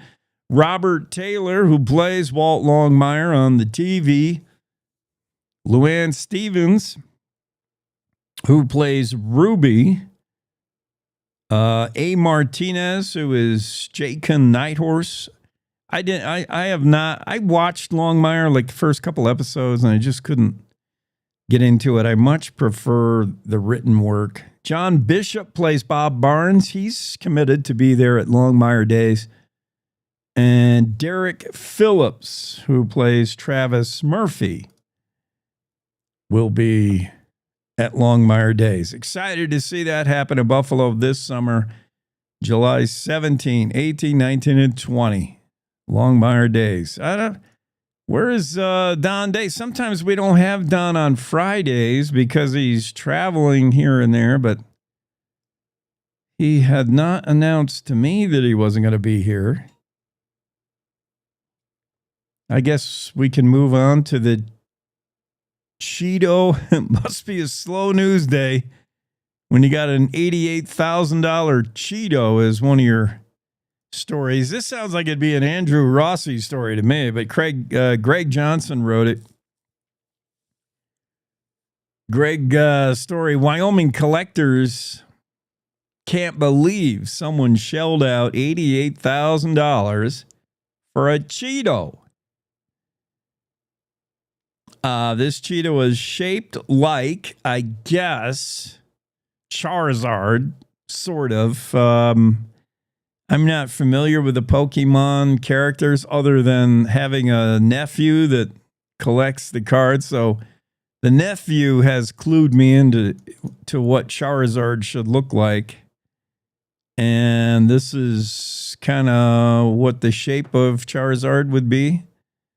This is an $88,000 Cheeto. It's been preserved, and it sold at auction the other day. Unbelievable. That's a flaming hot Cheeto, by the way. If you're familiar with the snack, they I got to say they are flaming hot. They are pretty spicy. And one lucky snacker, I guess, pulled this out of the bag, and just before they chomped it, I can't believe they looked at it. I don't even, when I'm eating Cheetos, I don't even give them a second look, really. But yeah, this one we pulled it out of the bag. It looked kind of neat. And I'm assuming the snacker did a double take and said, I could sell this. Really? That's just an indication of what people will spend on nowadays. I'm not surprised. I see stories all the time on the interweb headlined things Americans waste money on. Seems to be a popular topic lately. And kind of since COVID, when all of us had nothing else to do but sit around and press buttons on our computer that bought things, we all seem to have too much spending power and not enough common sense. Everybody's just buying stuff on Amazon. The UPS guy comes and he leaves packages. You forget what you even bought. You're like, I totally forgot I ordered this. The spending power of Americans obviously is too high when somebody's shelling out $88,000 for one small chunk of cornmeal covered in bright red Cheeto dust. I don't even want to know what dye number 3, how much red dye number 3 was poured onto that. But this does kind of look like Charizard. The collectible has been dubbed Cheetozard, and Greg Johnson went and talked to some folks around Cheyenne who have collectibles. One of them was Megan Giatridakis, and Megan said she's pretty surprised. She's like, it looks kind of cool, but still, I thought this is insane. I mean, it's a Cheeto, Megan said, but I guess people will buy anything nowadays. She's right. They will. And that somebody bought this Cheeto for $88,000 at auction. Megan says she was stunned, but not terribly surprised when it comes to Pokemon. Megan said Pokemon's just insane anymore. Still, I can't keep it in stock. And she wasn't too surprised. She said a couple of years ago they were doing Oreos that had Pokemons in them. Most folks that Greg Johnson talked to in and around the Cowboy State in the collectibles kind of industry were pretty surprised that a Cheeto could get $88,000. So I'm waiting for Don Day. Doesn't look like he'll be here. Meanwhile, Jackie Dorothy is here. Bonus Jackie Dorothy. Jackie, I'm going to check in with you right after this quick break. Coming at you in 3. My name is Dre.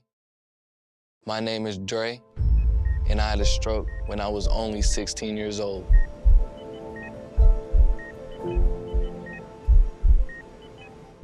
It was a normal Saturday. He played 2 games back-to-back. During the games, something was off. He said his arm felt heavy. By 1 a.m., he was in emergency brain surgery because he was having a stroke. I didn't want to, but I felt like I was just giving up. That's when I found American Heart Association. They saved me that night. I don't know if Dre would be here today if it wasn't for the work that the American Heart Association has done.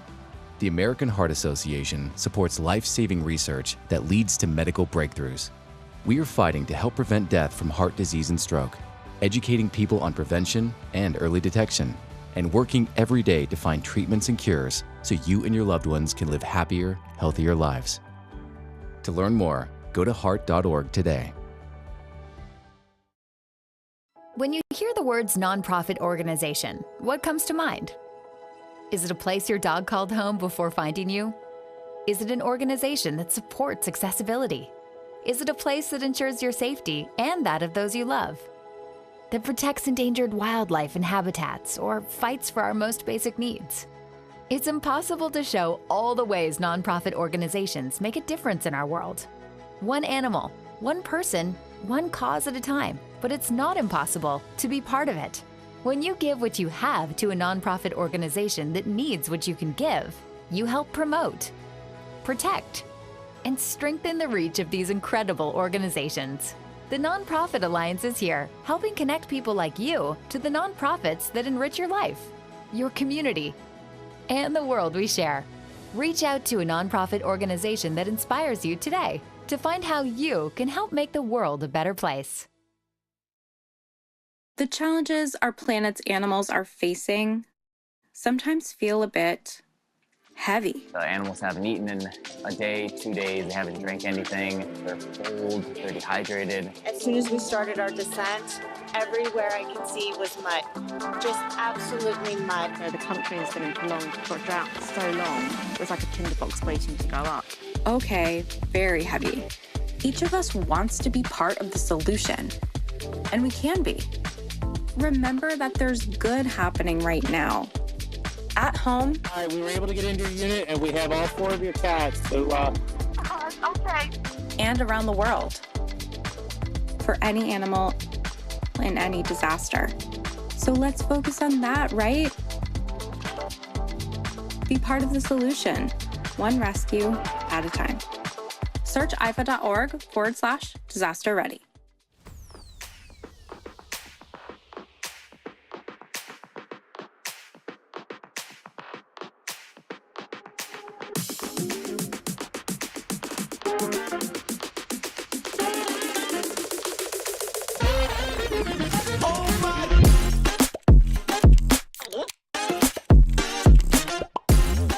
Cowboy State Daily Show with Jake. For some reason, I don't have you in the Zoom room, Jackie. It's so weird.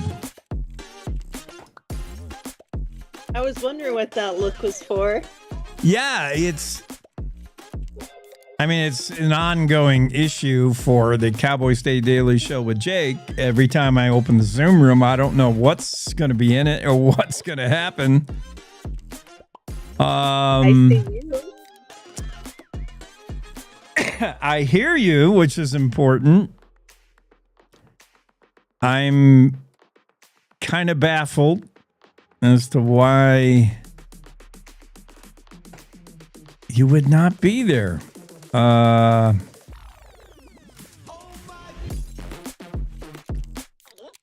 Yeah, that's mystifying. I thought the look was because of the bumper music you had chosen this morning. Oh, yeah, that's also a surprise to me. I press the buttons, I don't know what's going to come up. I'm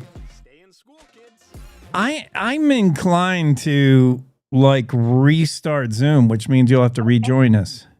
I will do that. Just for the heck of it. Yeah, let's try that because I don't know what else. Sometimes I am challenged by tech. I like to think I'm on it, but maybe not. Jackie Dorothy joins us.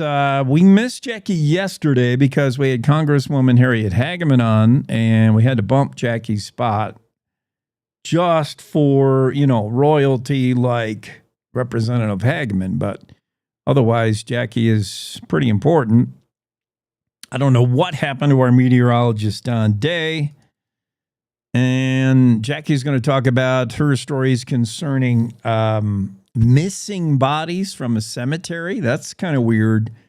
And my favorite, the Japanese waltzing mouse. Who hasn't heard of that? Which is kind of odd. Wait till you hear about this. So, yeah, but meanwhile, I've got to fix my Zoom room, and I'm working on it. I just, we'll give it a shot as we welcome Jackie into the Zoom room, and she's not there. Oh, well, I am here in spirit and voice. I'll just be disembodied voice hovering over your shoulder. I don't like that. I want to... Ooh.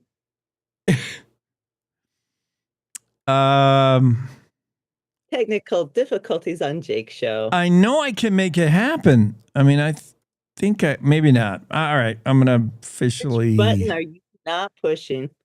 I'm gonna officially give up, I guess. You should be here. I just don't get why you wouldn't be. All right. So, Jackie, what is with... Oh, first I got to ask you, if I haven't already, and maybe I have, but I'm taking a little informal survey on daylight savings time. Okay. Are we done with the moving the clock? Like, are you over it? I hope so. Yeah. I hope so. I mean, it's such a conspiracy, and I love all the stories about why it really is going on, but it... Are there... Really? They're like... Well, there's all these little stories I've heard. It's like to help the farmers, help the technology, Yeah. help the people get to work, and all these reasons. And I'm thinking, we have electricity. We work in a day when people work at 2 a.m. because you're remoting and you can. And it just seemed unnecessary and hard on the body because then you have to completely adjust. It's just a silly rule. It's harder for some than others. I mean, everybody hates to lose the hour. We like it in the fall, right? When we're like, oh, an extra hour. But You know, yeah, that always happens on around my birthday too. So it's a little birthday present, I guess. You get an extra hour, but the spring ahead, oh my goodness, no. yeah, it hurts. Yeah, so I'm all for eliminating it, and I hope it is gone. I always thought Arizona had the right idea. I thought Trump said he was going to get rid of it, and I thought that would be a job perfectly suited to Elon Musk, who is cutting everything else. Just cut that out of there. Daylight savings time. We don't need it. Add that to your list. Exactly. Okay. And then the other question I wanted to ask you is, how high will you go on a Cheeto shaped like Charizard? How high would I what? How high would you go, like in an auction? We're auctioning off a Cheeto. Oh, And he's shaped like a Pokemon character. He's a unique Cheeto. It's not your everyday Cheeto. If I'm, auctioning, can I hear $100 from Thermopolis woman Dorothy? No. No. Well, somebody went $88,000 to buy this Cheeto.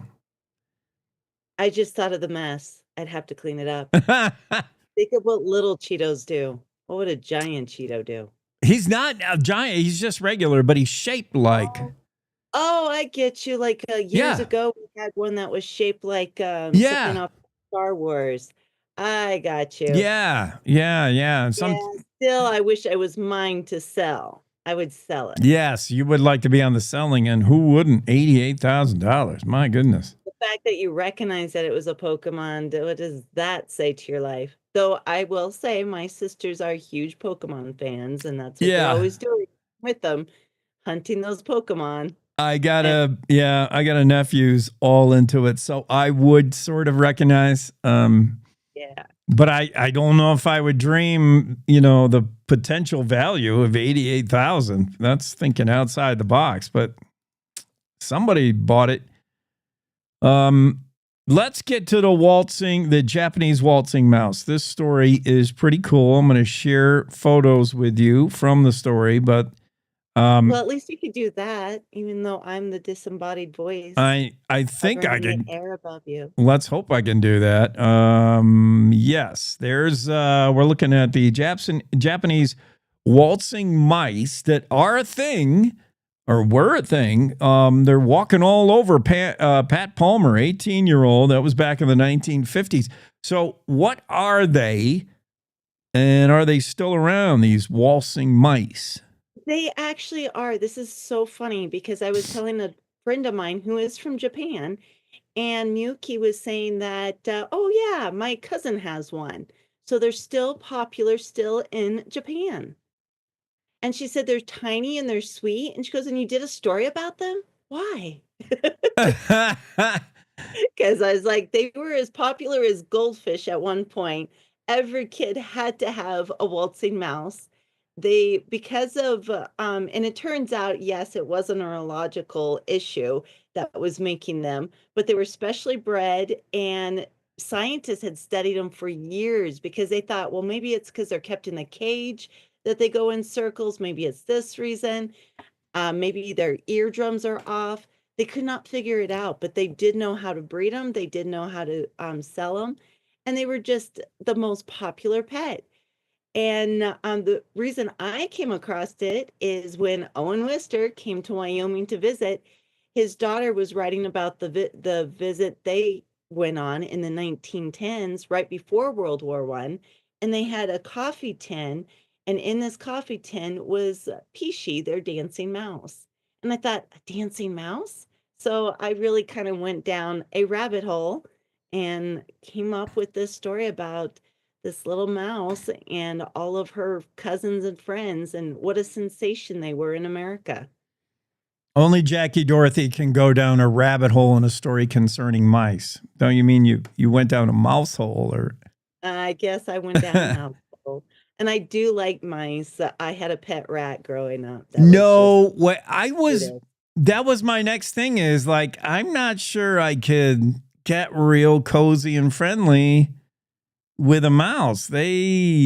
I mean, I think the rats were more intelligent, and the one I had was a brown rat, and he just got really big. He'd sit on my shoulder, and his tail would wrap around to the other side, and he was so friendly and cute, and I was training him to do things. Jackie, we got your visual back on, by the way. Oh, good. Well, that's semi-disturbing. Hey, I was 15. He was my best friend All right. at That's home.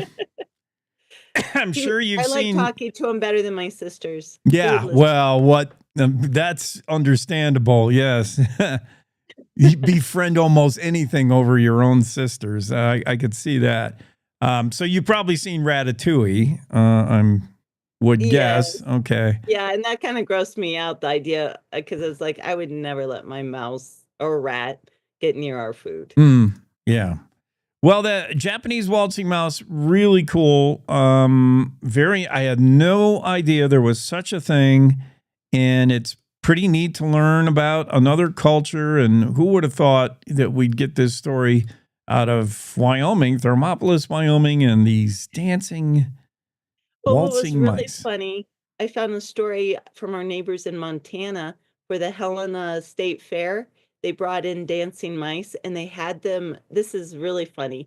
They had them in the window of this flower shop, and they had a whole bunch of stuff set up, but it was across the street from a saloon who was threatening to sue because the guys would come out of the saloon, see these dancing mice, think they were totally drunk, and not drink. He said it was hurting business. Right.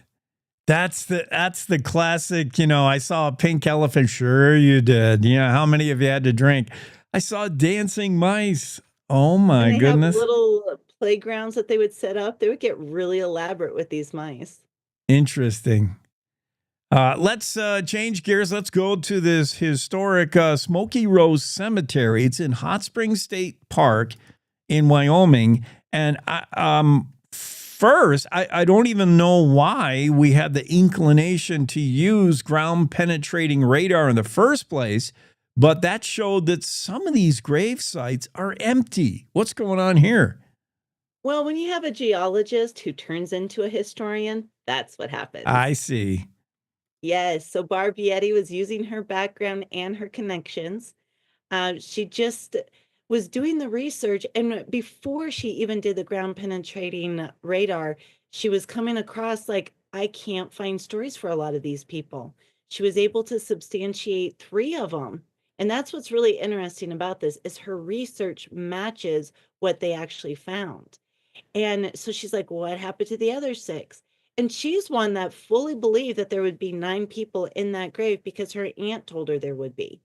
But she can't find her aunt's paperwork, went through newspapers, went through a deep dive of each of the individuals said to be buried in the cemetery.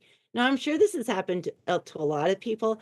I actually, when I first heard this story years ago, I just assumed that they made up names and were making it as a tourist trap because it was kind of an No. attraction.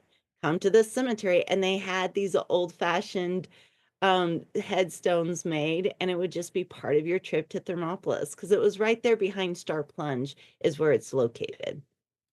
No, would anyone do that? I haven't even thought about that. Like, I That's just my thought, mind. yeah, maybe I thought, when so and so died in the 1800s, that for whatever reason there was no remains to bury, or so you just went through the symbolic effort of putting a gravestone, putting a cemetery. But I would have never thought of that you'd fake it. I do have a question for you, Jake. Maybe you can answer this for me. I'll So try. one of those buried there that she's convinced that Barb Vietti, the geologist turned historian, Yeah. that one of the disturbances is rather large. So she believes it's Auger Jane, and that's it. She's just known as Auger Jane, no last name, nothing. And that's the name she has. So I had looked it up in the newspapers and I found one little article and it said Auger Jane was known for making her living opening cork bottles. What? What does that mean? Yeah.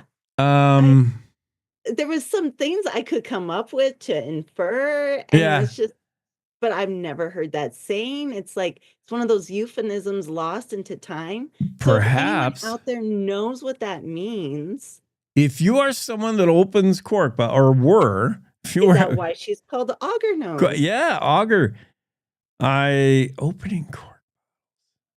And that was how she Interesting. earned her living. And so it's like, did she collect bottles? Did she, I mean, I have no idea. Was it a talent of hers to open it with her nose? I mean, you really could just go off and try to figure out. But it was very interesting characters that are buried at Smoky Row. So I would recommend people to go and look at that. I mean, when someone's named Auger Nose, there, and she was listed as 300 pounds, a transient coming through, a visitor to the Springs, and that's about all we know about her. And she's buried there. That's so And they weird. did find a record where a lady was talking about how for a burial in that time frame, she had to make a special burial cloth. They asked her to. Sometimes the more you learn about the story, the more, and you've talked about that, the more it opens up other doors, and you're like, wait a minute, here's some more stuff I don't, and it leads to another story. But in this case, it leads to kind of a dead end for now in Auger Jane and whatever the heck a cork bottle opener is. Well, we'll find out. I don't know. I'll dig into it. We'll see what we can come up with, Jackie. That sounds great. The other ones, by the way, was the founder and the builder and owner of the Occidental Hotel. He had come to financial ruin, and it is well known that he committed suicide. Back in those days, they detailed out what he did. So he had put chloroform soaked rag over his face and sat down in the bathtub, and they found him face down. And that was by White Sulphur Springs. And he told them exactly where he wanted to be buried, and that matched where Smoky Row was. And so he is one that Barb believes. So we have ties to Buffalo. And then the third person is one that was misnamed as a woman at one point because his name was Molly. And people in the 30s are like, oh, Molly is a woman. But no, he was a guy. And he actually died by falling off the springs. So one of the things people love to do is they would take items and put them under this spring and let it get coated by the minerals. If you've been to Thermopolis, you'll see that there are things that are coated with the travel team over time, and you can actually see it get coated. And that was the three people that she believes are in this cemetery. Without digging them up, we'll never know for sure. Huh. Well, I'll bet that Barb Vietti got more than she bargained for when she was looking to flesh out a little background on some folks buried at this cemetery. She found out maybe it wouldn't be that easy. Wow. Just a lot of mysteries. That's pretty cool. Great. Yeah, she wanted to match the mounds with the bodies underneath, and then it turns out the CCC boys did it. They made the mounds and built the walls. I mean, mystery after mystery. Definitely dig into the story. Pun intended. Yes, I will. And I'm going to find out more about the mysterious Augur Jane. Thanks, Jackie. I appreciate you coming on. I'm glad I was able to show up for you. Yeah, I'm glad we got you to show up. We got to take a quick break. I'll get Andrew Rossi in here in just a moment. It's the Cowboy State Daily Show with Jake. Back after these. Julie was always a voracious reader. She'd carry 2 novels on an airplane because she'd read one on a 3-4 hour ride. And at some point, I began to notice that she would read a page and couldn't remember what she had just read, and she'd have to go back and read it again. I don't remember much these days after I read, but less does for me, and I love it.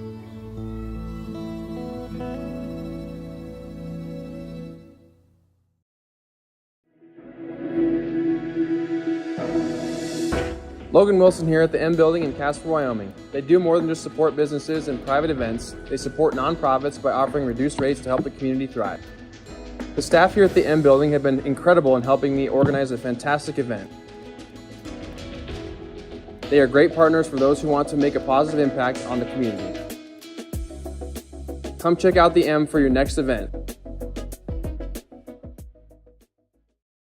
Our beautiful world is changing, withering, dying by the hands of those who don't value nature, even though we all depend on it for life itself. But there is hope. Together with caring friends, the Nature Conservancy can restore our lands, heal our waters, and save our wildlife with big solutions only nature can provide. But every day we lose more of the places we love, and we urgently need to save endangered lands, waters, and wild species. The actions we take today will determine the tomorrow we leave to our children and grandchildren. The water they drink, the air they breathe, the beauty they experience. To learn more about how you can help protect and conserve our beautiful world, visit nature.org today. In every family, small conversations can make a big impact. I grew up on tour with my parents. Kind of different, but we bonded over music just like other families do over sports, camping, or other interests. And we talked. Little everyday conversations from silly to serious that built a foundation over time. Honest conversations, like when my dad shared his experiences as an alcoholic. Your honesty about that part of your life gave me a sense of integrity that I wanted to uphold in my own life. And I was so grateful that you and Mom had become these sober, stable people who were always there for me. I wanted you to know from someone who's been in recovery more than 30 years now that hard work is what creates success, not alcohol or other drugs, whether it's music or anything else. I said it a lot, and I'm glad you took it to heart. Talk, they hear you. For more information about talking with your kids about underage use of alcohol and other drugs, visit underagedrinking.samhsa.gov.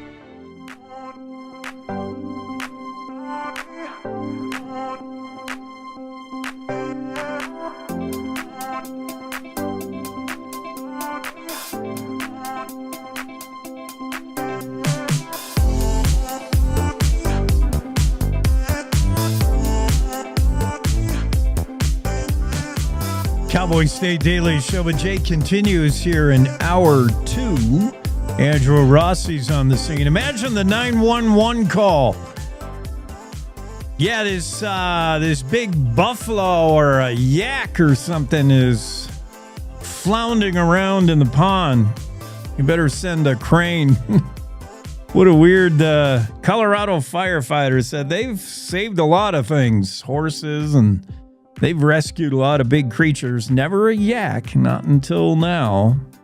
First time for everything. I guess so. Yaks, I mean, it's kind of like if you've done a bison rescue, and I don't know that they had in Evergreen, Colorado. It was certainly possible. But a yak kind of looks like that. I'll share the photo, and Andrew will explain why we're pulling yaks out of ponds. What happened?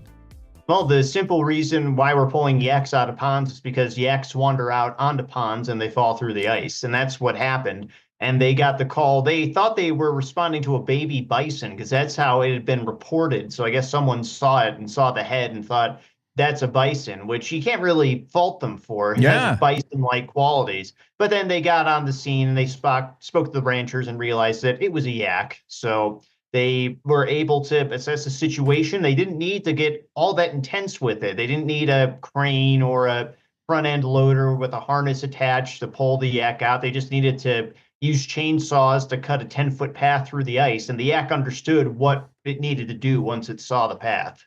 Nice. Smart yak. Yeah, it's not like they had to send somebody back to search and rescue headquarters when they got there and found out, oh, it's not a bison, it's a yak. Go back and get the yak harness. Like, it's same procedure, and this yak got smart. We're sharing the photos now of the crew chainsawing the ice, and the yak did the rest. Good resolution. Where did you find this? Oh, just perusing through Facebook. The algorithm's tuned for animals falling through the ice for me now because I've done a few stories about that for Cowboy State Daily. So whenever one turns up, I hear about it. Isn't that interesting how the internet learns your behavior? And yeah, for me, I've had some regrettable searches in the past. And now my feed reflects some poor choices back in the day. Okay, so I'm asking everybody because this weekend we got to jump. We have to spring ahead. Daylight savings time. I thought Trump said he was going to get rid of that. I thought Wyoming lawmakers said they were going to get rid of that. Are you ready to get rid of this whole thing, or do you like moving the time around? Well, here's my opinion on it, Jake, and I just based on what the research tells me, I'm not in favor of keeping daylight savings time. I'm in favor of keeping standard time. So in that case, we wouldn't spring forward at all. We just stay where we're at right now and keep going with the flow.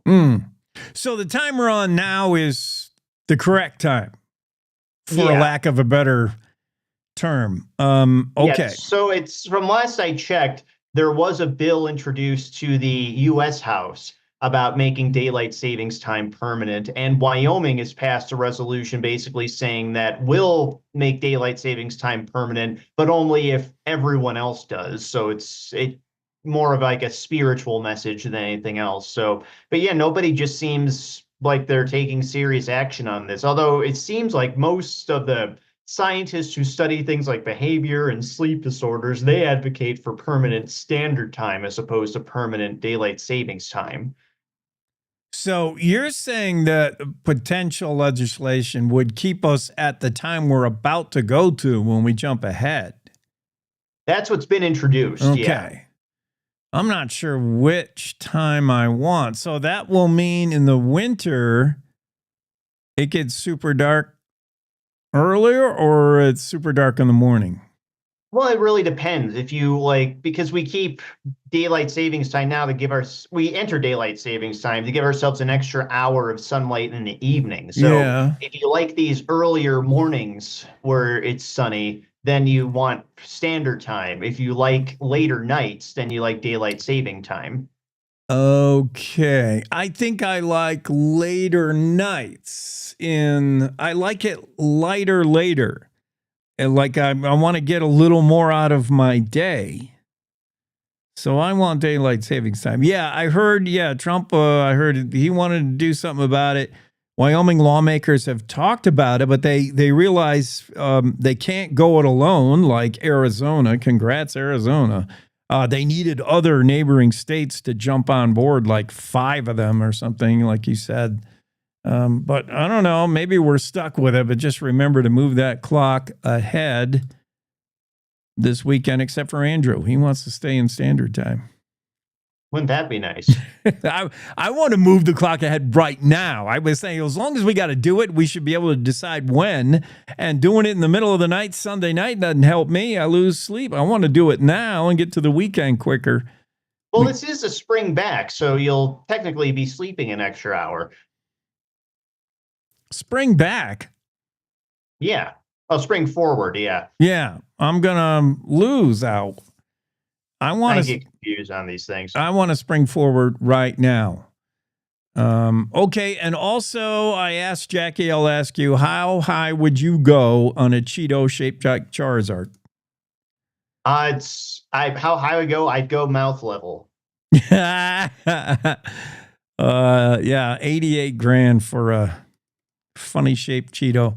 Okay, blood red moon, but not yet. We got to wait a week for this. Why is it going to look red, this full lunar eclipse coming up in a week?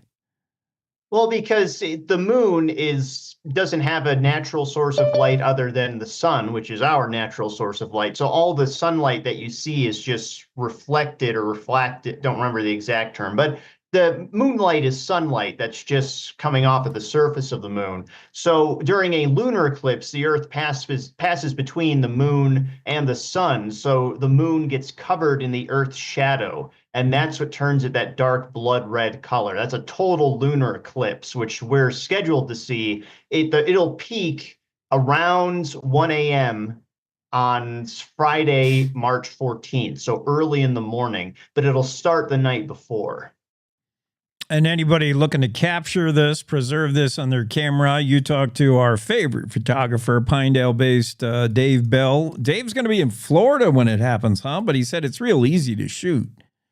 Yeah, he actually says that, almost said it's too easy to shoot to the point that it's boring. So you should try to have something else in the frame to make the shot more interesting, if you're into that sort of thing. I'm one of the types who I might decide to pull my phone out and get a shot while I'm stepping outside to see it, but that's about the extent of it.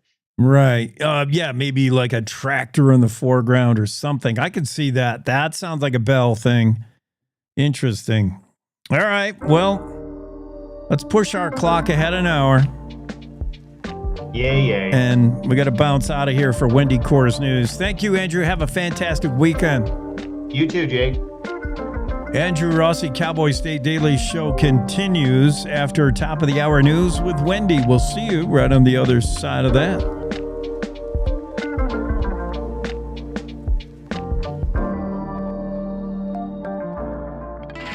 It's time to take a look at what's happening around Wyoming for Friday, March 7th. From the Cowboy State Daily Newsroom, I'm Wendy Core.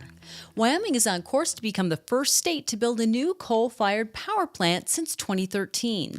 Representative Scott Heiner of Green River told Cowboy State Daily's David Madison on Thursday that new legislation and a $10 million matching grant is paving the way for the construction of a game-changing coal-fired plant somewhere in Wyoming's coal country. It will be the first one built in the United States in the last dozen years. This plant will produce as much electricity as some of the existing plants, but it will also produce CO2, which he aspires for this technology to turn CO2 into a commodity that can be used in a pressurized form to inject into old oil wells that will essentially push out the oil you missed the first time around. The last coal-fired power plant to come online in the U.S. was the Sandy Creek Energy Station in Texas in 2013.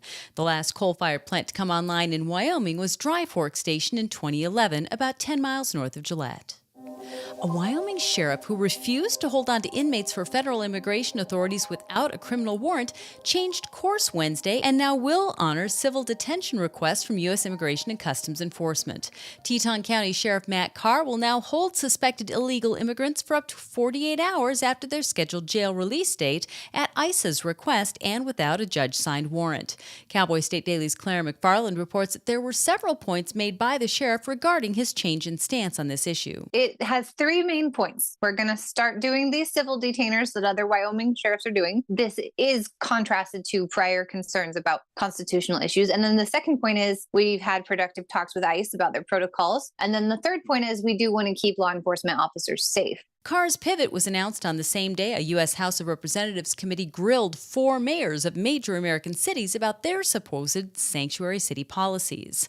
Also on Wednesday, a Wyoming bill to ban sanctuary city policies in the state cleared both legislative chambers and now sits on Governor Mark Gordon's desk for passage or veto. Well, that's all, folks. The 2025 Wyoming legislative session is complete. In 37 days, the legislature passed 165 bills, overrode 5 of Governor Mark Gordon's 7 vetoes, and on the Senate side, consumed 534 omelets. That's what Senate President Bo Beitman of Ranchester told Cowboy State Daily's Leo Wolfson. There had been rumors swirling around the Capitol Thursday that the legislature was considering adding 2 days to override a potential veto from Gordon on Senate File 196, which aims to protect Wyoming residents from federal firearm orders and laws and builds on a similar existing law. I think this was a conciliatory, feel-good type thing where they're recognizing that he is the governor, and although they might have some significant policy differences with him, kind of giving him almost the latitude to veto this bill. What we saw this session, to be honest, was kind of the opposite. A remarkable amount of bills that the legislature overrode Gordon's vetoes on. There were also some last-minute discussions Thursday about a bill that would have reduced the property tax assessment rate from 9.5% to 8.3%, but members of the House and Senate ended up letting that bill die. I'll be back with more news right after this. Did you know it's illegal to dig or excavate without knowing what's below? This is Jan Warren, Executive Director for One Call of Wyoming. We will be hosting workshops around the state to educate homeowners, realtors, landscapers, underground facility owners, and excavators on the state law, industry best practices when it comes to planting a tree, building a fence, or any other excavation project you have planned. Join us for a free breakfast, get your questions answered, and learn how One Call of Wyoming is here to help. Go to onecallofwyoming.com and register today. Last year, Sheridan native and Nashville recording star Ian Munsick listed headlining Cheyenne Frontier Days at the top of his big bucket list of dreams after playing Red Rocks in Colorado. This year, his Frontier Days dreams are coming true. Cowboy State Daily's Renee Jean reports that Munsick has been tapped to headline Cheyenne Frontier Days during the world's largest rodeo on its opening night. Ian Munsick is opening night, the headliner for Cheyenne Frontier Days. He is the first one on the list for this year's Cheyenne Frontier Days. And not only that, but his opener is a name most people will recognize. Travis Tritt is opening for Ian Munsick, for a Wyoming native to headline Cheyenne Frontier Days. That's a first. The Long Live Cowgirls and Horses Are Faster songwriter told Cowboy State Daily he's already thinking about how to make his concert appearance at CFD one of a kind. He has already written a song for the occasion called Cheyenne. And that's today's news. Get your free digital subscription to Wyoming's only statewide newspaper by hitting the daily newsletter button on cowboystatedaily.com. I'm Wendy Core for Cowboy State Daily.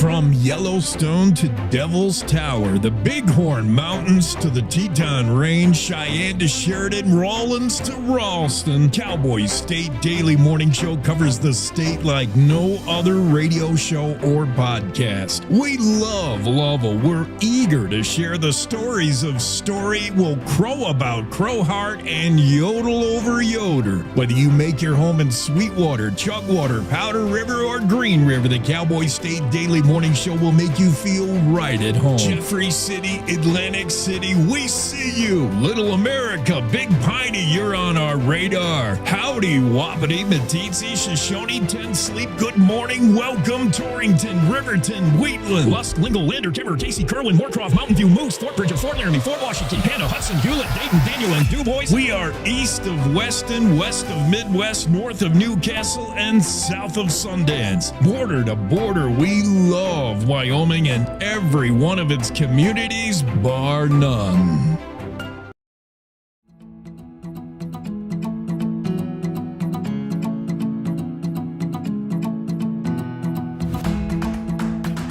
Cowboy State Daily Show with Jake continues. Bill sniffing into the Zoom room in hour 3 here. Hour 2, I'm getting whatever hour it is. I want to move ahead an hour because I'm already getting on the daylight savings time or getting out of it. That's my first question for you, Bill. Do you have any use for moving the clocks around anymore? Or are you kind of done with it? I'm done with it. I really I would prefer full-time daylight savings time. There's the old joke that an Indian chief heard about daylight savings time and said it sounded like you're cutting off one end of the blanket and swing it on the other end. Right. Thinking you're making a change. But he said only white man would believe you could cut off the top of the blanket, add it to the bottom, and you have a bigger blanket. Yeah, and it's but we, doggone it, I would like to see it changed, and I do this coffee group in Lander, and these guys, they're all retired. They've been retired for decades now, and they still get up and go down there at 7 a.m. I'm saying, why are we doing it? So half the time we're getting up in the dark, and I'm saying, why would anybody get up in the dark when you don't have to? But my powers of persuasion have not convinced them to change. But yes, I have no problem with dark in the morning. I really love the idea of the sun going down at 8:39, 9:15 at night. Wow, I just can't wait. So, yeah. But I don't know. But on the other hand, you look behind me, and we're boy, daylight savings time. That's where Wyoming is so different. You know, it's we're out in the mountains, and Lander gets most of its snow in March and April, and we get 116 inches a year, which is a lot, and except for places like Jackson, you know, and we get the abundance of it in this time of year, and here we go again, and we used to claim we didn't measure our snowfalls in inches; we measured it in feet, and this one's a pretty good one, but. Oh, well, and you know, you and I, one of the things we always talk about, Jake, is all the different seasons. And I always tell you there's 20 seasons, and you have early winter, near winter, winter, dark winter, Arctic freeze, January thaw, and then third winter. And I think this is third winter or spring of deception, which is coming up. So you take your pick. Spring of deception, which maybe is what happened over the last week or two. Yeah. I think we just saw that 60 degrees in Lander. I mean, my gosh, you know, it's yeah. But anyway, Jake, I mean, you're capable hands. What else do you want to talk about today? Well, the legislative session just wrapped up. 37 days of lawmaking down there in Cheyenne. And I just wanted to get your general take. You know, it was promised going in that this wild bunch, Freedom Caucus, was going to run things different. They had a 5 and dime approach in the House, and they were aggressively conservative.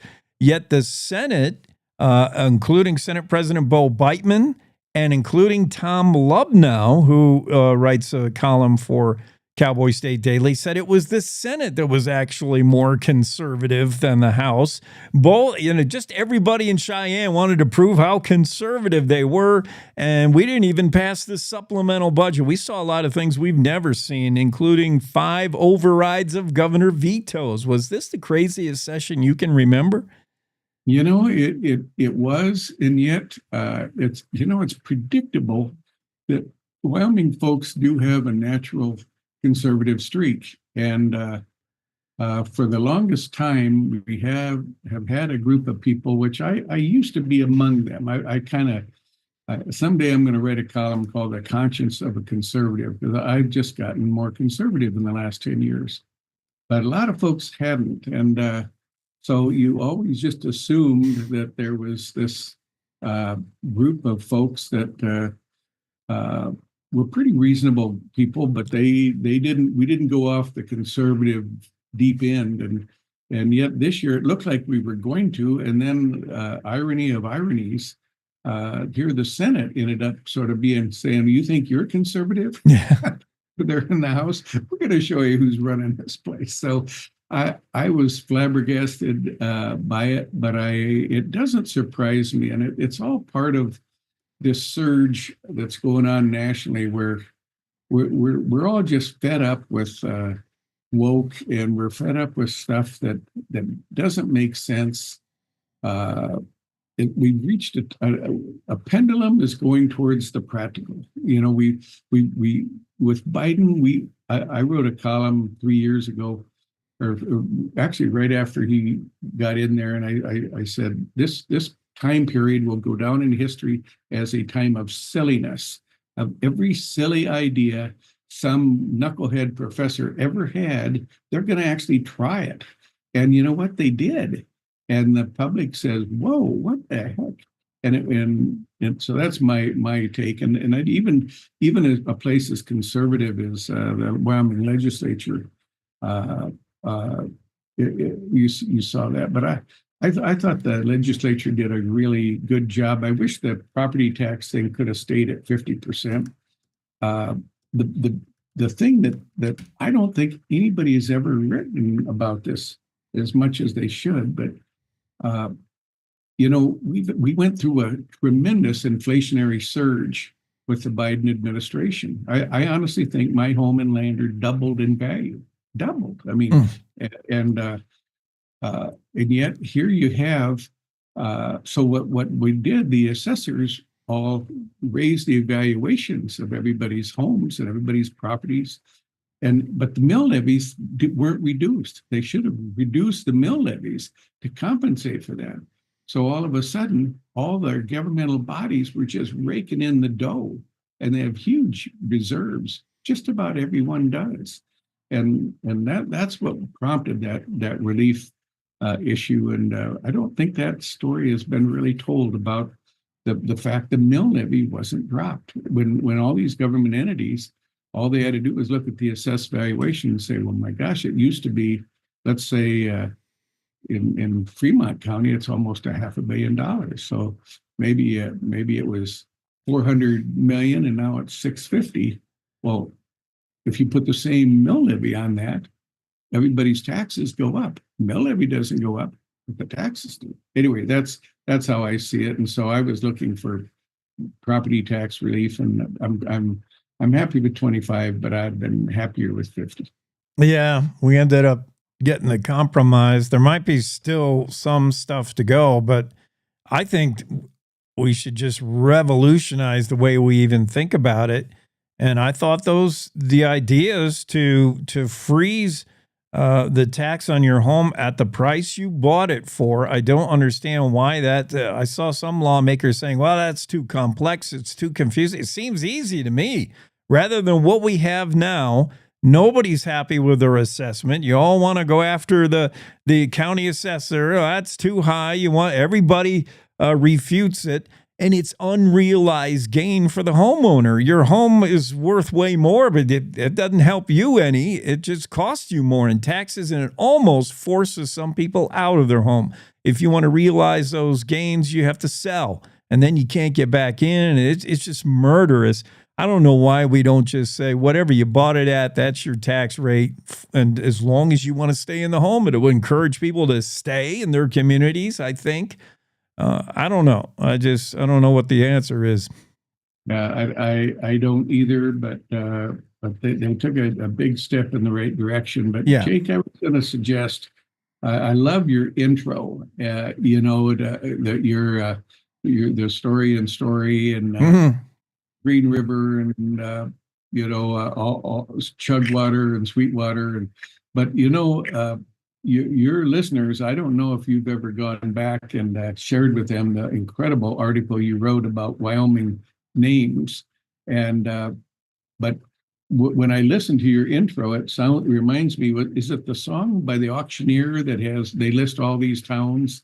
And that somebody, we need to find some talented musical person who can take your introduction and put that to music. I mean, it's almost musical the way you say it.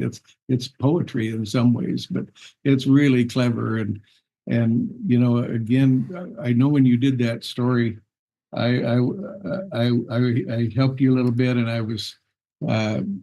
I thought, man, I wonder if Jake's going to pull this off. And I know the state pretty doggone well.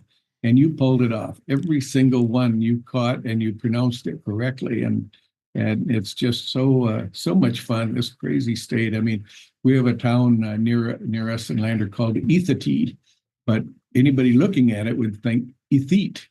And Dubois, of course, is Dubois, and we've got lots of places in Fremont County. We've got our main river in Lander is called the Poposia, which is spelled Popoaggie, and it's just I love Wyoming names. I love names like Ten Sleep and Chugwater and Meeteetse, and gosh, it's just crazy, And anyway, that's my 2 cents. I thought I listened to your intro and just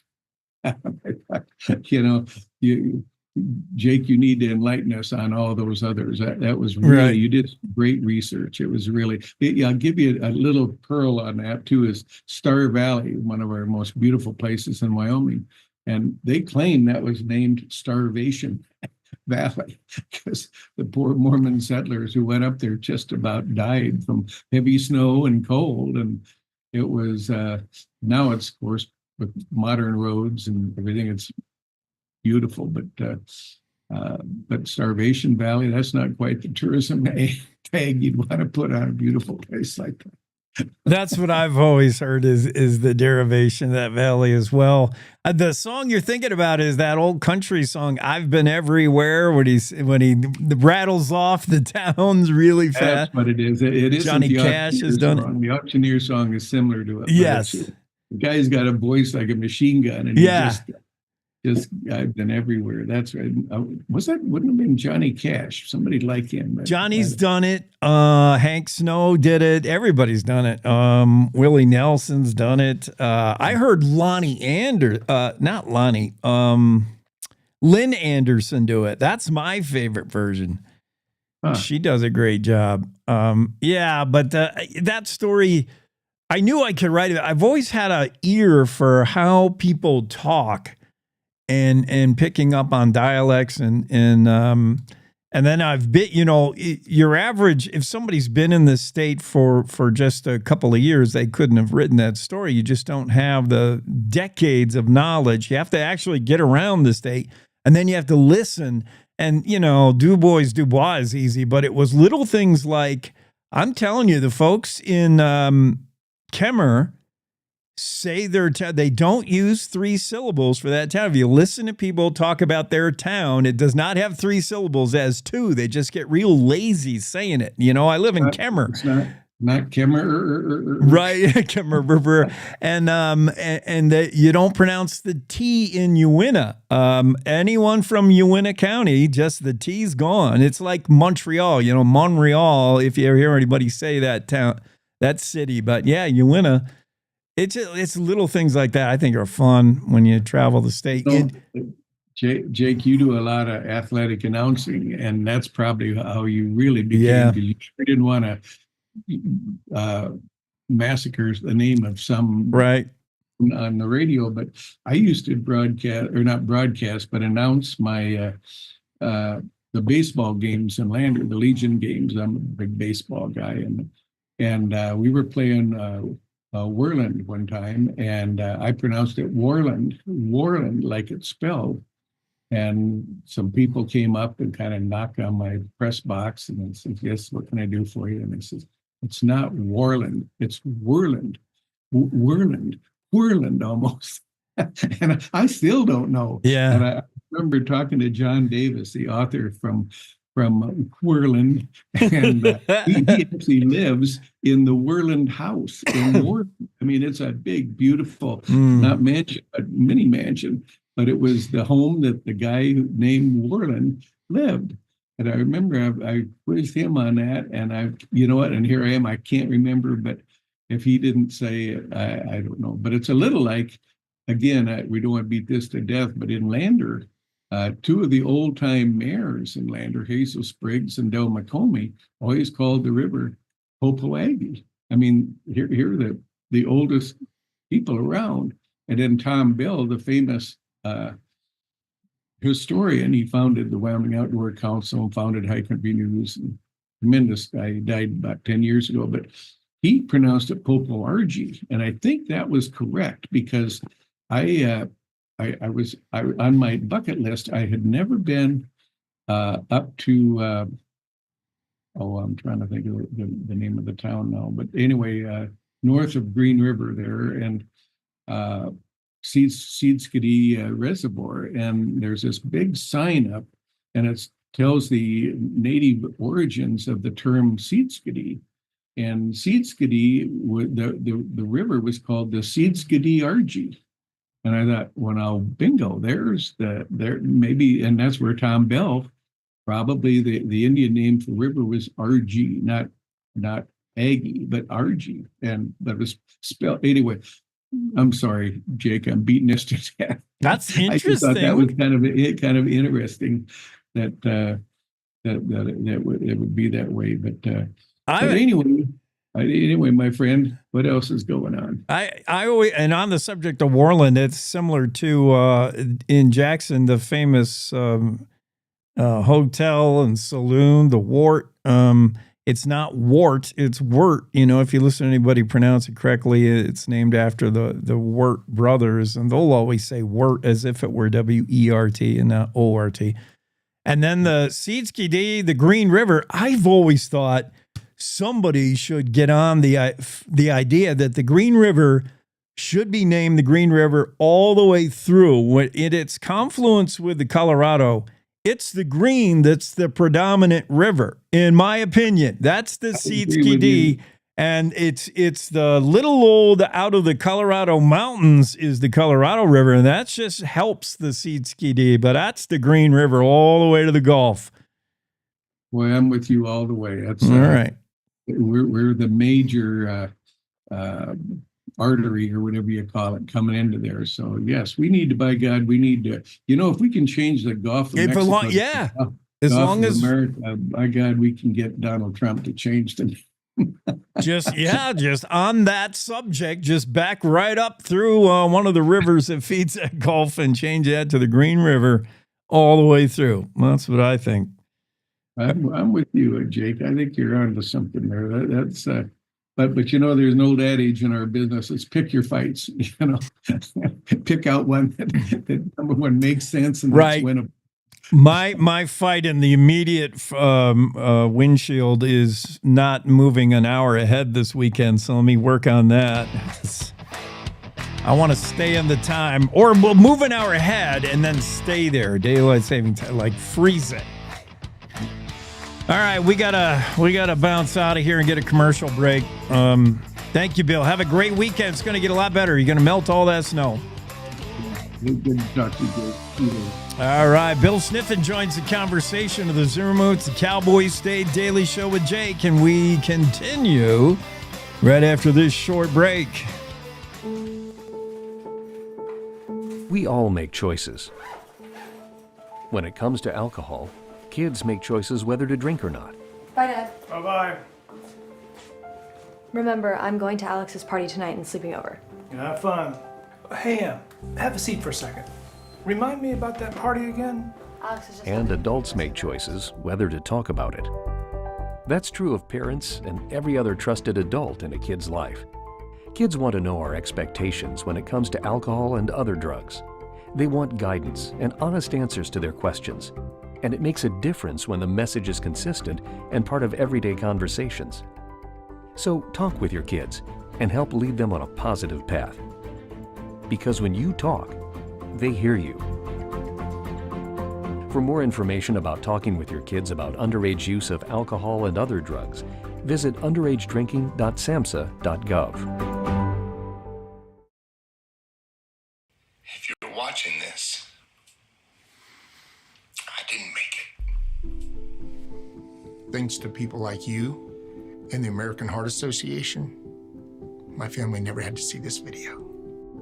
I was a healthy 47-year-old, no symptoms, but then my doctor discovered I had a bad heart valve that was beyond repair. The scariest day of my life was when I was sitting on a gurney. Deep down, this could be it.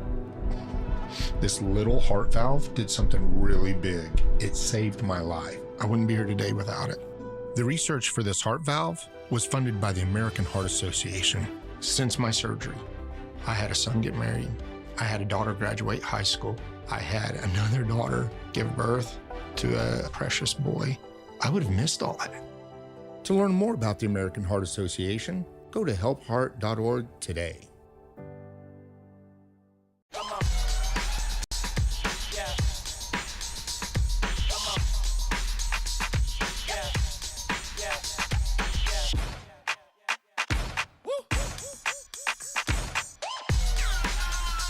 You're not going to get it all right.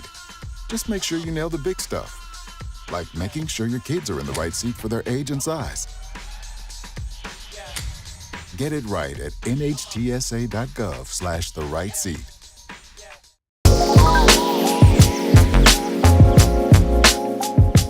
In 2023, arm pump was holding me back. After a successful treatment at the McGinley Clinic in Wyoming, I can now focus on track instead of pain. The McGinley Clinic offers innovative, minimally invasive treatments for most sports injuries, including arm pump. They got me back to peak performance and back on the podium. Go check out McGinley Clinic today.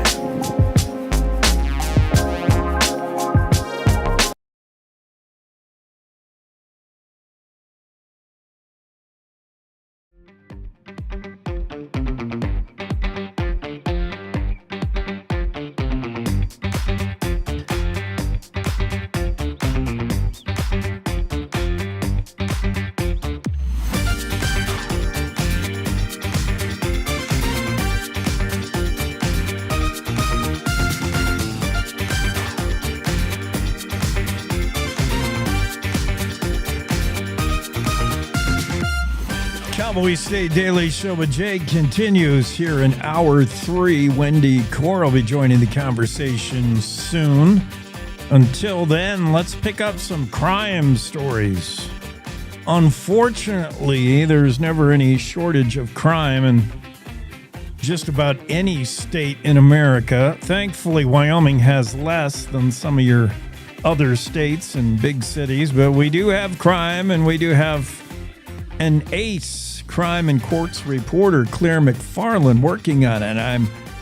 I'm sensitive and conscious of some feedback that we received recently from one of our listeners who said, "Why do you have so many negative crime stories on Cowboy State Daily?" And of course, our response is we don't write the news. We just report the news. If there's crime, there's crime. And unfortunately, would have passed that info along to our readers and listeners. Sorry. I wish there were no crime. Zuby says on Facebook Live, Powder River Basin is a perfect location for a coal-fired plant. I am hopefully going to make Powder River Basin my future home as I'm going to get over that way. Maybe far eastern Powder River Basin as you get toward Gillette. Yeah, maybe that be a place. We'll see. We were talking earlier today about that story. That's our lead story, big story today, about the potential to see a new build. There has not been a new coal burning plant built in the United States in over a decade. That's going back to 2013 when you had one open in Texas. Wyoming has not had a new coal-fired plant since 2011, but there's news today that Representative Scott Heiner, Green River Republican, he told Cowboy State Daily yesterday, gave us the heads up, that there's been talk at the legislative level of clearing some $10 million matching grant that would hopefully pave the way for construction of a state-of-the-art, next-generation coal-fired plant somewhere in the state of Wyoming, somewhere in pre-existing coal country. A formal announcement is expected in mid-April. There's a lot we don't know where. We don't know who, what investors and what company is going to launch this. But hopefully, according to Representative Heiner, foreign investment money will be attracted. He did say this is not going to be in southwest Wyoming where I am. He's in Green River. He says it's not going to be there, but we don't know where. But it's exciting news to see coal making any kind of a comeback. And Zuby, who chimes in on her Facebook Live, says, how about Powder River Basin? Perfect location for a coal-fired plant. Now, you might be right. Might be right. So anyway, let's get back to the crime stuff because we are looking for this guy. Armed and dangerous 18-year-old. Be careful if you encounter Cameron Krauser, the 18-year-old suspected of shooting a 19-year-old on Tuesday in Gillette. Authorities say he's to be considered armed and dangerous. Last we know, he's still on the loose. As I'll share some visuals with you if you're enjoying the podcast. That's the young man right there, Cameron. Campbell County Sheriff's Office mugshot. So obviously Cameron has been detained once before. Or I don't know if this is a mugshot. I guess there's no, what do you call it? When they do you got to stand in front of the measurement. Although he does seem to be wearing the standard orange blazer of your usual criminal. Allegedly. Remember, everybody's innocent till proven guilty. Campbell County Sheriff Office yesterday morning said that they're very interested in having a chat with Cameron Krauser, 18-year-old. He's wanted in suspicion of shooting a 19-year-old. The 19-year-old, by the way, was not killed, but he's in some kind of condition. He was taken to Campbell County Memorial Hospital. He's since been life flighted out of Gillette. So his condition not known. Under Sheriff Quentin Reynolds told the Cowboy State Daily yesterday via phone interview that the sheriff's office is looking for Krauser. We'd like to talk to him, was the exact quote. Also, the warning he should be considered armed and dangerous. Krauser's artist profile Facebook page features numerous rap music videos that Krauser has purportedly made. He hails from South Carolina, by the way, although he currently lives in Gillette. And Krauser, in one of his rap videos, talks about wanting to go to jail, or he might go to jail. And I guess maybe I could share this with you. It's a horrible video. Not horrible like, it contains, it's just horrible. Like, it's really bad. Like, if Krauser has an idea that he's going to have a rap career, I don't think so. Hopefully, he probably says a lot of bad words in this, but it's just, I don't know. I can't even listen to it because he probably does say bad words. But if not for wanted on suspicion of shooting someone, he should be picked up on charges of just making a horrible rap song. Yeah, you got no career in rap music, dude. You got no career now at all once we catch you and pick you up. Allegedly, we don't know if this is the right guy or not. But his song Jailbird is the one we were sharing with you just a second ago. And looks like how prophetic of a song. Cameron Krauser, 18-year-old, wanted in suspicion of shooting a 19-year-old. This happened in Gillette. Claire McFarland has the story. Check that out. And please be careful if you're in the Gillette area. Regarding this 18-year-old, Cameron is listed at 5'10", about 120 pounds, blue eyes, brown hair. Story from Dale Killingback regarding an ex-Casper cop who has pled guilty to shooting at deputies during a 17-hour standoff. 31-year-old former Casper police officer has pleaded guilty. Here's the visuals if you need that.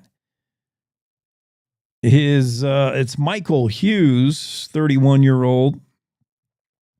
This stems from an incident going back, when was this? I kind of remember. It wasn't that long ago. 17-hour standoff last August. Okay. Hughes pleaded guilty to 6 of the 7 charges against him in Natrona County District Court. Natrona County District Attorney Dan Itzen agreed to drop a felony property destruction charge in exchange for him pleading guilty to 5 others, including aggravated assault, battery, 1 count of reckless endangering. Sentencing is scheduled for when? This story, I really thought Claire wrote. This is Dale Killingback's story. Wilkin pre-sentence investigation continued. Hughes is, I believe, out on bond. Yeah. That story from Dale Killingback in the Cowboy State Daily. And this story from Claire McFarland. Wyoming man gets 25 years for molesting a runaway. And we do not have to use allegedly in this story. This is a done deal. And this is just horrible. This is the kind of stuff that unfortunately happens on the reservation. It's just heartbreaking. Crowheart, Wyoming man accused of molesting a 14-year-old runaway was sentenced Wednesday to 25 years in prison. The 14-year-old had been reported missing 3 days prior. And what happened is this Quinlan Hernandez, 32-year-old, the man who's now sent to prison, he picked up this teenager along with another 1 or 2 other minors, picked them up, and they all went to his place where they drank. He bought them Black Velvet whiskey. They all got drunk. 14-year-old, he's 32-year-old is getting 14-year-olds drunk on Black Velvet. Congrats to you. Way to live your life. Quinlan James Hernandez, he goes by the name James. That night when they were all drunk, he tried to kiss the 14-year-old. She rebuked his advances. The next night, he tried again, and this time she rebuked him again, and he just became angry, put the girl in a chokehold. She almost lost consciousness, and then he raped her again the next day, and now he's in prison for 25 years. Claire McFarland has that story in the Cowboy State Daily. We'll take a quick break, come right back. Wendy Core is headed into the Zoom room after this. Who can you turn to for news you can trust? Your local TV and radio broadcasters. You trust us to keep you safe during times of crisis and to deliver the weather, sports, and entertainment you rely on every day. We bring you the facts you need to make decisions that matter. And as misinformation floods social media, you can trust your local stations to deliver the truth. Text TV to 52886 and tell Congress you rely on your local stations for trusted news. You handle the healthcare, we'll handle the marketing. In need of a spark for marketing your medical practice? Loom Studio provides creative and strategic healthcare marketing that illuminates the path to bigger and better experiences for your business and your patients. We specialize in branding and design, social media, website design, SEO and SEM, not to mention content creation, public and media relations, and marketing metrics to ensure you're getting results. If you're looking to increase your patient engagement and retention, enhance your community impact, and streamline your marketing efforts, our team is ready to help you achieve your goals. Contact us today and learn more at loomstudio.com.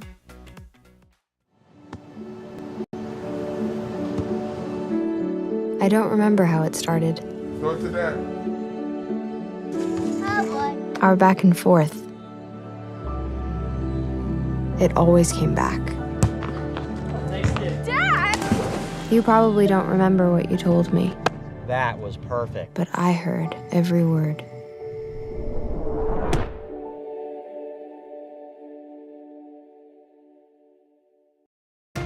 There's a lot of need in the world, and if you're like me, it can seem too big to make a difference. But that's why I decided to start volunteering with Mercy Shifts. Dedicating a few weeks or months of my life every year in the service of others has brought me more than I could ever imagine. Plus, I'm getting to meet people from all around the world and make lifelong friends. Hey, Michelle. And with so much to do here, there's an opportunity for everyone to make a difference. High five. But the best reason to volunteer is knowing that no matter what you do, you're helping change people's lives every day. Whether it's for 2 weeks, 2 months, or 2 years, when you volunteer with Mercy Ships, you'll find your purpose, your people, and your place in this world. And all you gotta do is visit mercyships.org today. I hope to see you soon.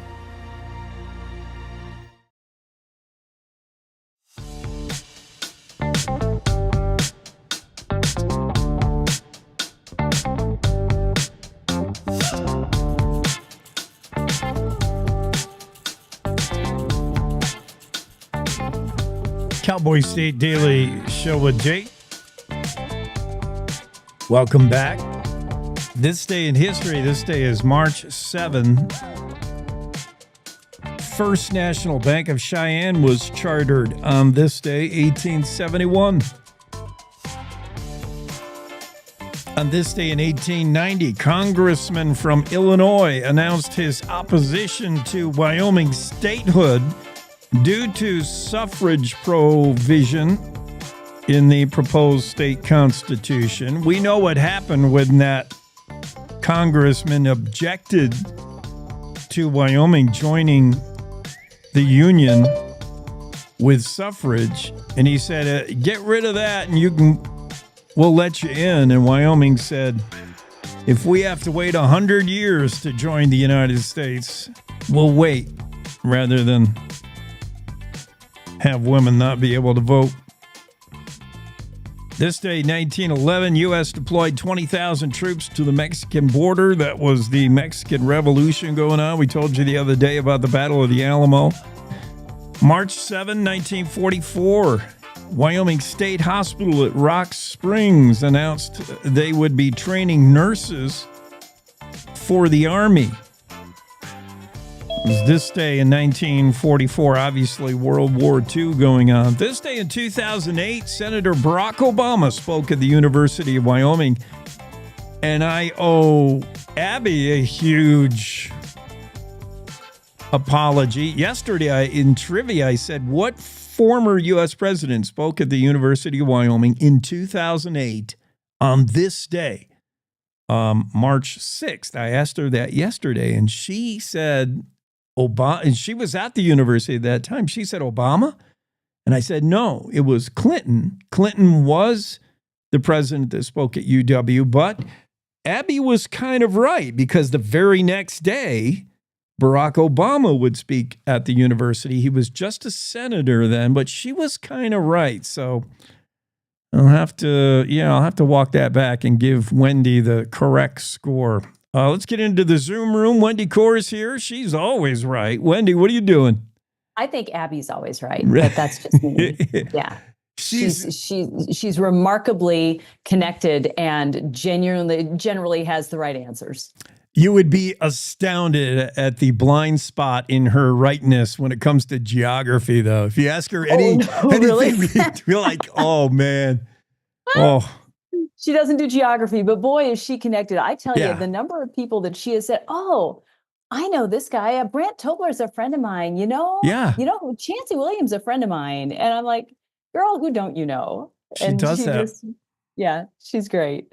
We're so blessed that way with all of the people at Cowboy State Daily, just the connections that people have and the way that this is such a small state and we all know each other. It's a good time. Yeah. And it's funny how often we'll find out internally. We'll have editorial meetings and we're like, we should do a story on so-and-so. Does anybody have his cell number? And Abby will say, well, I'm going fishing with him this weekend. That's right. There we go.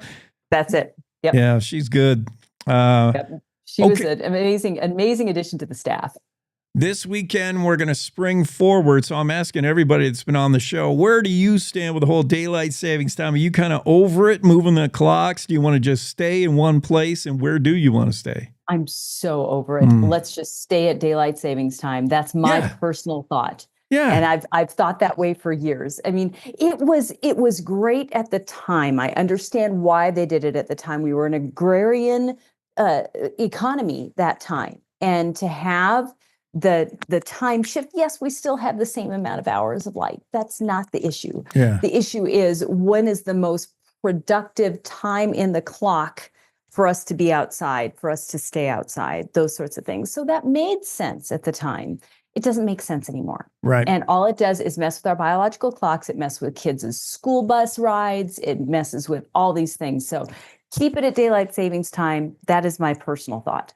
That's been across the board, with the exception of Andrew, who wanted to keep it at the standard time. He wants to stay where we are, but I like where we're going when we jump ahead, because it gives, it's sleep in when it's dark. And then we tack on some light to the day for those of us 9-to-5ers. We get out of work and there's still some time to barbecue or something. You still got some daylight over the summer. Yeah. So, that's to me, that's the smart thing to do. I mean, I understand Andrew's point. This is the way it's supposed to be. It's the way the rest of the world runs. Right. Makes sense to stay, in the time zone where noon is, the sun is overhead. But I'm all for switching it. As long as Doge and Elon Musk is cut out daylight savings time. Trump said he was going to do it. So where is it? And if Wyoming has to go it alone, we'll become Arizona. We'll just get on our own time, and the rest of the world can adjust. I don't understand why we don't do that. I mean, because we're in this compact with the other states. Yeah. The only way that the the federal government will recognize our time is if we have, all these other states around us that do the same thing. But heck, if Trump can rename Gulf of Mexico, Gulf of America, why can't we just do our own time? Everybody's just doing their own thing, doing what we want. Don't book your flight, by the way, as we talk about Elon Musk. Don't book that flight to Mars anytime soon. He just blew up another rocket. Test number 8 blew up just like test rocket number 7. They both blew up back to back now. This one was spectacular, though. Holy cow. And left debris everywhere. It was impressive. Yeah. I tell you, I'm glad that I'm not flying anywhere anytime soon. Things are kind of messy in the aviation industry, too. So I'm glad that I don't have to fly anywhere just yet. Yeah. Let things settle out. One other thing we want to hit is to ask how high you'll go on a Cheeto shaped like a Pokemon character. Well, let me just say, I'm a holistic nutritionist. Oh, you're not even doing Cheetos. I'm a certified holistic nutritionist. Cheetos are toxic and poison in my world. So, yeah, it's unique. It's, Jesus on a grilled cheese sandwich. Right. Yeah. No, I most definitely would not be bidding on a Cheeto, but that's for people who have way too much money. And I'm thinking, you spent all that money on a Cheeto. Share a little, would you? Share a little with those of us who might need it. Yeah. What people will spend money on. So, I know. Although you could say in a way, Wendy's more likely to have this Cheeto, encased and up on your wall than you are to eat it. But 88 grand might be a little steep. Yeah. I don't think that I would invest in that one. I think I can think of other ways to put that money to use. Longmire Days is scheduled for July 17th through the 20th. Let's make a date to be there in Buffalo. I'm excited, and congrats to the guy behind the whole Longmire thing. Craig Johnson just received a pretty cool award and a nice bronze buffalo. I am so excited for Craig, and this means so much to him. And Craig and I have been chatting for years, and I emailed him after I saw the Owen Wister Awards story. I'm like, congratulations. And of course, the award that I'm winning is because I interviewed Craig. And so he said, they'll just give awards to anybody, won't they? And I said, right. Well, your proximity to Craig Johnson could guarantee you an award. It's a guy you want to hang out around. It just rubs off him, I guess. Oh my gosh. And he's just so, I don't know. I appreciate Craig a lot. And I've got all of his books. And as soon as the new one comes out, I'm down at Legends Bookstore in Cody picking it up. It's fun. One other thing before we get to your podcast, you and I are kind of similar in our ability to digest politics and lawmaking and the session in Cheyenne. We kind of watch it from a distance. Yeah, Yes. gives us a migraine. Leo loves it. Oh but my gosh. That guy, it's amazing. He digests and eats up the legislature like Claire eats up immigration law. I mean, you start talking immigration law with Claire and she gets all excited and animated. And I'm like, oh my gosh, girl, we need more people like you to appreciate those things because I don't. Right. But, this was a session even armchair politicos like you and I could enjoy because it was high drama. My goodness. What's your takeaway as they closed the 68th session? There was everybody jockeying to be more conservative than everybody else. We had 7 total governor vetoes, 5 that were flipped. I don't know if that's a record, but that's weird. It is a record. Supplemental budget that was denied. Has that ever happened? We saw some wild things down there from the wild bunch. I know. And it makes me sad in a way because Wyoming has always been the, city on the hill when it comes to getting things done as a state legislature and getting things done that are meaningful for the people. And it just, again, I just feel like so many do, there was so much ideology that was debated rather than on the ground stuff. And I don't know. I mean, this is the stuff that made the news because like you say, this is the high drama stuff. But I don't know what did not get passed that would have been helpful to everyday folks like you and me.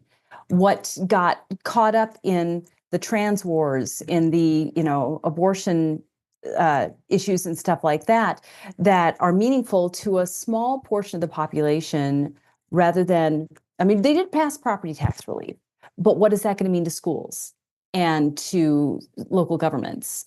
Yes, property tax at the expense of what? And so those are the things. And again, I would not want to be a legislator because those are heavy things. And I would not want to be a legislator because you have to say we need property tax relief, but then something else has to go. It's a balance. And I would not want to be in their position. Yeah, we've always had a really legislative session and a legislature that other states looked up to. They're like, well, that's how you do it right. Not full-time lawmakers. They're just regular people. They do it a quick session and they're respective, and it's a good, clean operation. Less and less so in the last few years. You've seen more outside of the state lobbying politics. And this year, a lot of that session had to mirror what was going on nationally. And that's a huge 180 from where we were with previous presidential administration. So it was just the timing. It's just a crazy year in Cheyenne for sure. What went on down there? Absolutely. One thing at least we do still have that balanced budget. We still do operate in the black. And again, that's something that is that's a white buffalo in the world of state legislatures and state governments. Yeah. So I'm proud of us for keeping that standard. That is encouraging. That was the one thing. Yep. We know how to balance a budget. Take notice, California and you other states.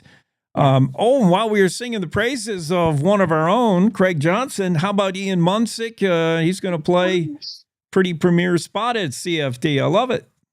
That is so fantastic. I haven't talked to Ian. I had a podcast with his dad last year and really enjoyed my conversation with his dad. So knowing where he comes from, knowing the roots that he comes from, and his just passion for the music, and to see somebody that's so Wyoming, that loves his roots so much, to succeed so well in Nashville, between him and Chancey Williams. I mean, the two of them are just Wyoming country music heroes, and the rest of the world is starting to notice. So for Ian to have this bucket list thing, because I remember when Renee interviewed him after his Red Rocks performance, and he said, the only thing that I really, really want to do is headline at CFD. And CFD listened and said, okay, we'll put you on as the headliner for opening night. Yes.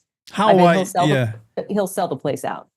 how Wyoming is that guy? I mean, you're at the level he is. You start thinking about, I want to appear on the stage of the Grand Ole Opry. I want a Grammy. He's like, I want to play Cheyenne Frontier Days. That's, all right. Yeah, not just play it, but headline it. I love it. Yeah, it is. It's awesome.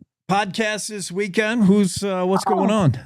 Okay, if anybody listening is a Western history connoisseur, obsessive, fanatic, the guy that I interviewed this week, believe it or not, he's not from Wyoming. He's not even American.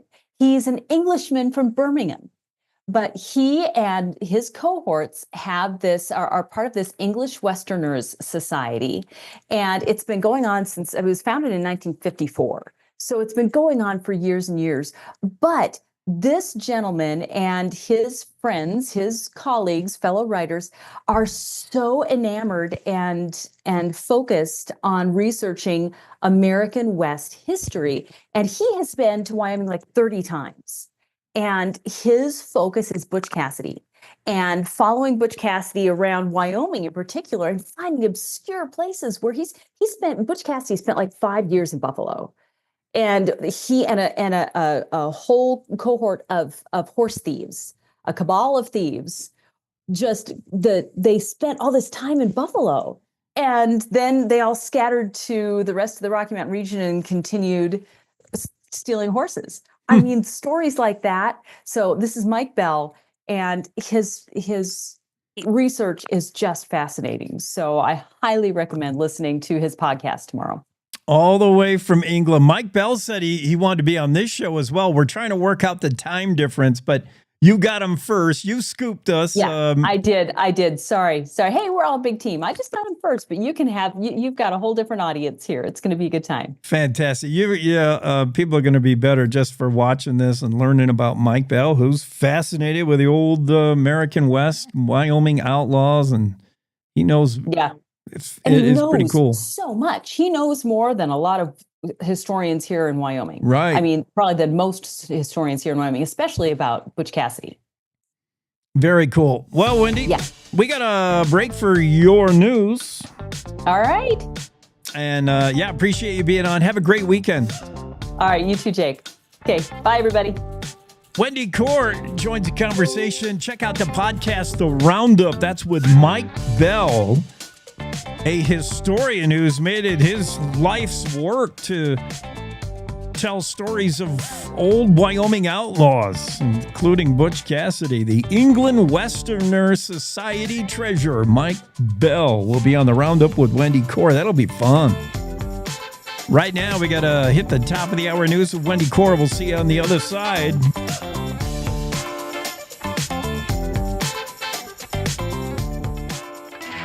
It's time to take a look at what's happening around Wyoming for Friday, March 7th. From the Cowboy State Daily Newsroom, I'm Wendy Core. A last-ditch effort Thursday saved the $19.5 million Wyoming State Shooting Complex, securing $10 million in state funds for the project. Senators Larry Hicks of Baggs and Chris Rothfuss of Laramie were instrumental in bringing an amendment to Senate File 169, which transfers funds from the state's strategic investments and projects account.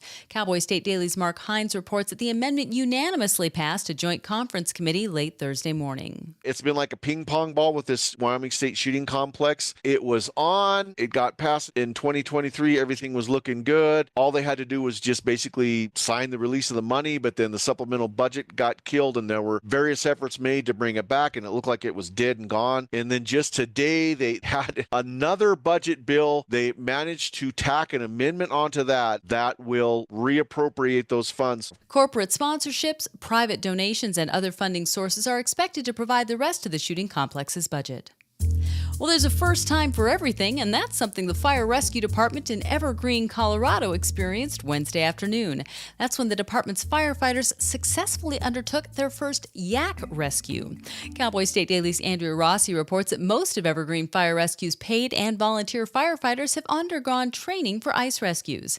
When they responded to the yak call, they came ready to use the same techniques and equipment they'd deploy to rescue a human. They never know what the situation is going to be, so they came equipped for any any scenario. But in this case, the yak was doing okay. It was yakking up the fact that it was not in a good spot, but all they needed to do was cut a 10-foot path in the ice between the hole and the shore. And once they cut that path, the yak understood what to do, and it didn't need any help hauling itself out of the water. The fire rescue team posted a video of the rescue on social media, not only to create engagement with their community, but to remind people that while a lot of well-intentioned people might try to save an animal like this themselves, they should instead call the trained professionals and let them handle the situation. Craig Johnson isn't sure just how much the big bronze buffalo that comes with the Western Writing Association's Owen Wister Award weighs, or whether it will make it past airport security when the New York Times bestselling author returns with it from Amarillo, Texas this June, where he is to receive one of the West's highest honors. The Owen Wister Award recognizes lifetime contributions to Western literature, and the Wyoming resident and creator of the best-selling Longmire book series is not taking this honor lightly, according to Cowboy State Daily's Renee Jean. It's an award for uplifting voices in the West, for contributing to this body of literature and culture in a unique and outstanding way. People like John Wayne have won this award. To join that elite cadre of people who have so affected and influenced and brought out the voices of the West is quite an honor. Johnson may not know how he's getting the big award home just yet, but he is so excited he's already cleared a spot for it at his home in Ucross. I'll be back with more news right after this. Did you know it's illegal to dig or excavate without knowing what's below? This is Jan Warren, Executive Director for One Call of Wyoming. We will be hosting workshops around the state to educate homeowners, realtors, landscapers, underground facility owners, and excavators on the state law, industry best practices when it comes to planting a tree, building a fence, or any other excavation project you have planned. Join us for a free breakfast, get your questions answered, and learn how One Call of Wyoming is here to help. Go to onecallofwyoming.com and register today. The lucky snacker who pulled a once-in-a-lifetime find from a bag of Flamin' Hot Cheetos cashed in when a Pokemon-shaped Cheeto fetched nearly $88,000 at auction this week. The small chunk of extruded cornmeal covered in bright red Cheetos dust resembles one of the most popular and collectible Pokemon cards, Charizard, a fire-breathing dragon. Cowboy State Daily's Greg Johnson spoke to people in the collectibles industry in Wyoming, and even they are shaking their heads over the Charizard Cheeto, which has been dubbed Cheetozard. And it's not a precedent-setting thing. It's happened before. A few years ago with the Cincinnati Zoo's famous gorilla named Ombre, somebody found a Cheeto that looked like Ombre, and they put it up on eBay, and the bids on it got to almost $100,000 before eBay took it down. For whoever sold Cheetozard, it's not a bad return on investment, considering a standard 8.5-ounce bag of Flamin' Hot Cheetos costs $3.33 at Walmart. That's just 1.7 cents for each Cheeto. At a sale price of $88,000, that's a markup of more than 5.1 million%. And that's today's news. Get your free digital subscription to Wyoming's only statewide newspaper by hitting the daily newsletter button on CowboyStateDaily.com. I'm Wendy Core for Cowboy State Daily.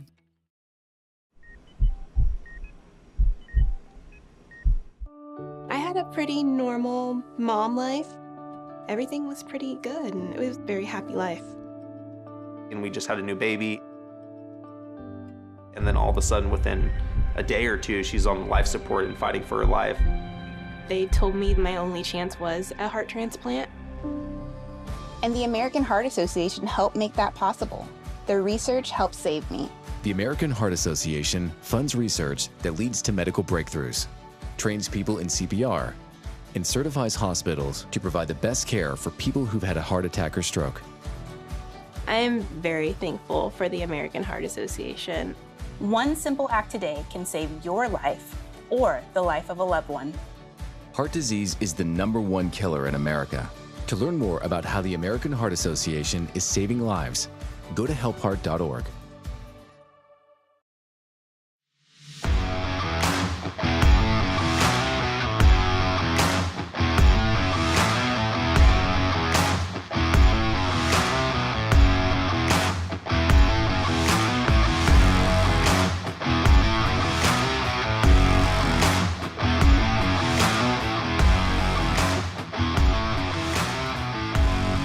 Yeah, getting back to it in the final hour of the Cowboy State Daily Show. And it's a Friday, and I want to get to the weekend quicker.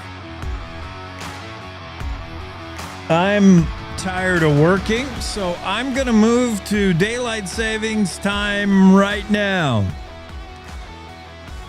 And that'll do it for us. Have a great Friday. Have a great weekend. Goodbye.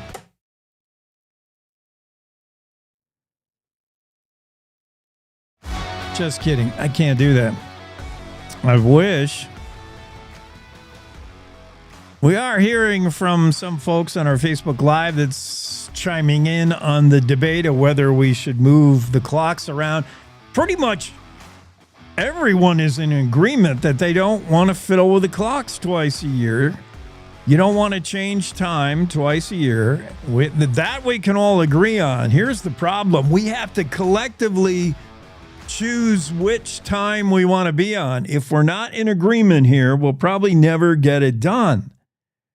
So can we all come together? Most of the guests I've talked to this morning that I've had on, everyone with the exception of you, Andrew Rossi, wanted to stay on standard time. Everyone else wants to move to daylight savings time, which is what's coming up this weekend. Sunday night, we're going to spring forward. And that gives us more light at the end of the day and darker mornings. Most people we've talked to today want to do it that way. They want the light at the end of the day. It's okay to have a darker morning. Most people want to go that route, although Zuby is bucking the trend. Zuby says standard time. She's going to go with Andrew on that. Sylvia says, I vote for keeping daylight savings time. You mean you want to change? You want to flip the clock twice a year? Just from the aggravation alone of trying to change the microwave clock and change the clock on my truck. I want the light at the end of the day. When it comes winter and it gets dark at like 3:30, I hate that. And then in the summer, I want to, you're out on the lake all day and you get home and there's still time, you're still light. You can barbecue out on the back porch till 9 at night. You still got light. Oh, I want the light at the end. I want daylight savings time. So does Amy. Amy said she doesn't want to change the time, whatever it is. Amy chimes in and she said, I lived in Arizona and I didn't miss changing time. Yeah, none of us will miss that. And Amy wants to keep it daylight savings time. Yes, I agree. All the rest of you are wrong. Let's go daylight savings. Let's move it ahead this Sunday because we have to, and just keep it there and stop monkeying with it. I thought Trump was going to get that done. Trump renamed the Gulf. He renamed a mountain, right? Didn't he rename McKinley from Denali? I want to say he did that. Trump. Let me fact check myself. Well, CNN, by the way, had to retract something. Did you see that? I didn't see Trump's speech. I got better things to do than watch politicians blow hot air for an hour and a half. But somewhere in Trump's speech, he talked about the Biden administration doing experiments on mice trying to change their gender. And CNN fact-checked his speech and said that was wrong. Now CNN has stepped on a rake and retracted themselves from that statement, saying, well, there might have been truth to that. So, yeah. Trump renamed Denali. Yes, he put it back to McKinley. Although, according to locals up there in Alaska, they refuse to acknowledge that. According to probably every Mexican you ask, they refuse to call it the Gulf of America.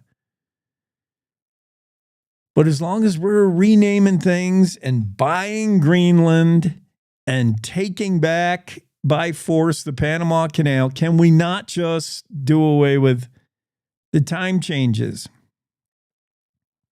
That should be something Elon ought to be able to do on his own. That should be an assignment of Doge while they're cutting jobs. Cut DST. Just an idea. But we are gathering some feedback on where people are with that. Do you like daylight savings time? Do you like switching? Do you want to just stay at one? And if you want to just stay at one time, what time do you want to stay at, standard or daylight? We're on standard now. And I'm going by what Andrew says. Because I don't know. Should I fact check that? What time are we on right now? What time are we on? Standard or DST? Daylight savings time starts March 9th. Okay, so we're on standard now. And we're moving to daylight savings time. I like daylight savings time then. I like when we got light at the end of the day. Who needs light at 7 a.m.? Most of us aren't woke up yet. I am. I'm halfway done with my morning. But I acknowledge that I don't particularly need it to be light in the morning. That seems wasted. We're not all waking up and firing up the John Deere and plowing the back 40 anymore. It can be dark in the morning. I want it light at the end of the day. But that's me. I don't get what I want. Only Trump gets what he wants. I mean, after we change. Okay, yeah. Sylvia says, yeah. Most of us want to move to daylight savings time this weekend and stay there, frozen there, except for Zuby and Andrew, who want to stay on standard. We all have to agree on this, or it'll never get done. Let's compromise. You see the majority rules. You see the majority of us want it light at the end of the day. Come on board. Let's make it happen. Wyoming Game and Fish has announced that they're accepting applications for a brand new advisory board that will focus on commercially guided fishing boats. This all comes out of the passage of House Bill 5, which is passed into law that authorizes Game and Fish to create rules to regulate commercially guided fishing boats in the state. And this is to presumably deal with the yahoos from Colorado who come up here thinking that they're a fishing guide. Just because you have a clack-a-craft does not make you a fishing guide. You have to follow some rules. You have to be licensed. You should have regulations, and we got to get some money out of you if you're from out of state. That's what it all amounts to, right? House Bill 5 would authorize Game and Fish to create rules and regs regarding commercially guided fishing boats in the state. This advisory board will help out in that effort.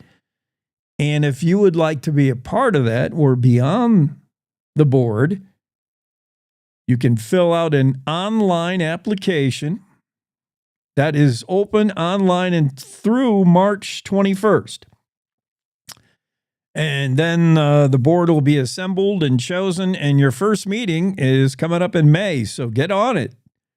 That's fast. March, April, May. I mean, you're going to be meeting in 2 months.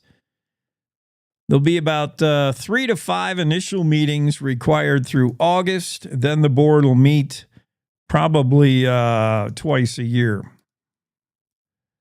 Applicants can fill out an online advisory board application. I can't share the website with you because it's like 5 million letters long, but just go to Wyoming Game and Fish website, WGFD, Wyoming Game and Fish, WGFD.wyo.gov. And you'll see links on how to get to the online advisory board application. Game and Fish trying to assemble a brand new board regarding fishing. So if that's your jam, maybe Paul Ulrich, you going to get on that board? Some folks who fit, maybe Abby. Abby should be on that board. She's a fly fisherman.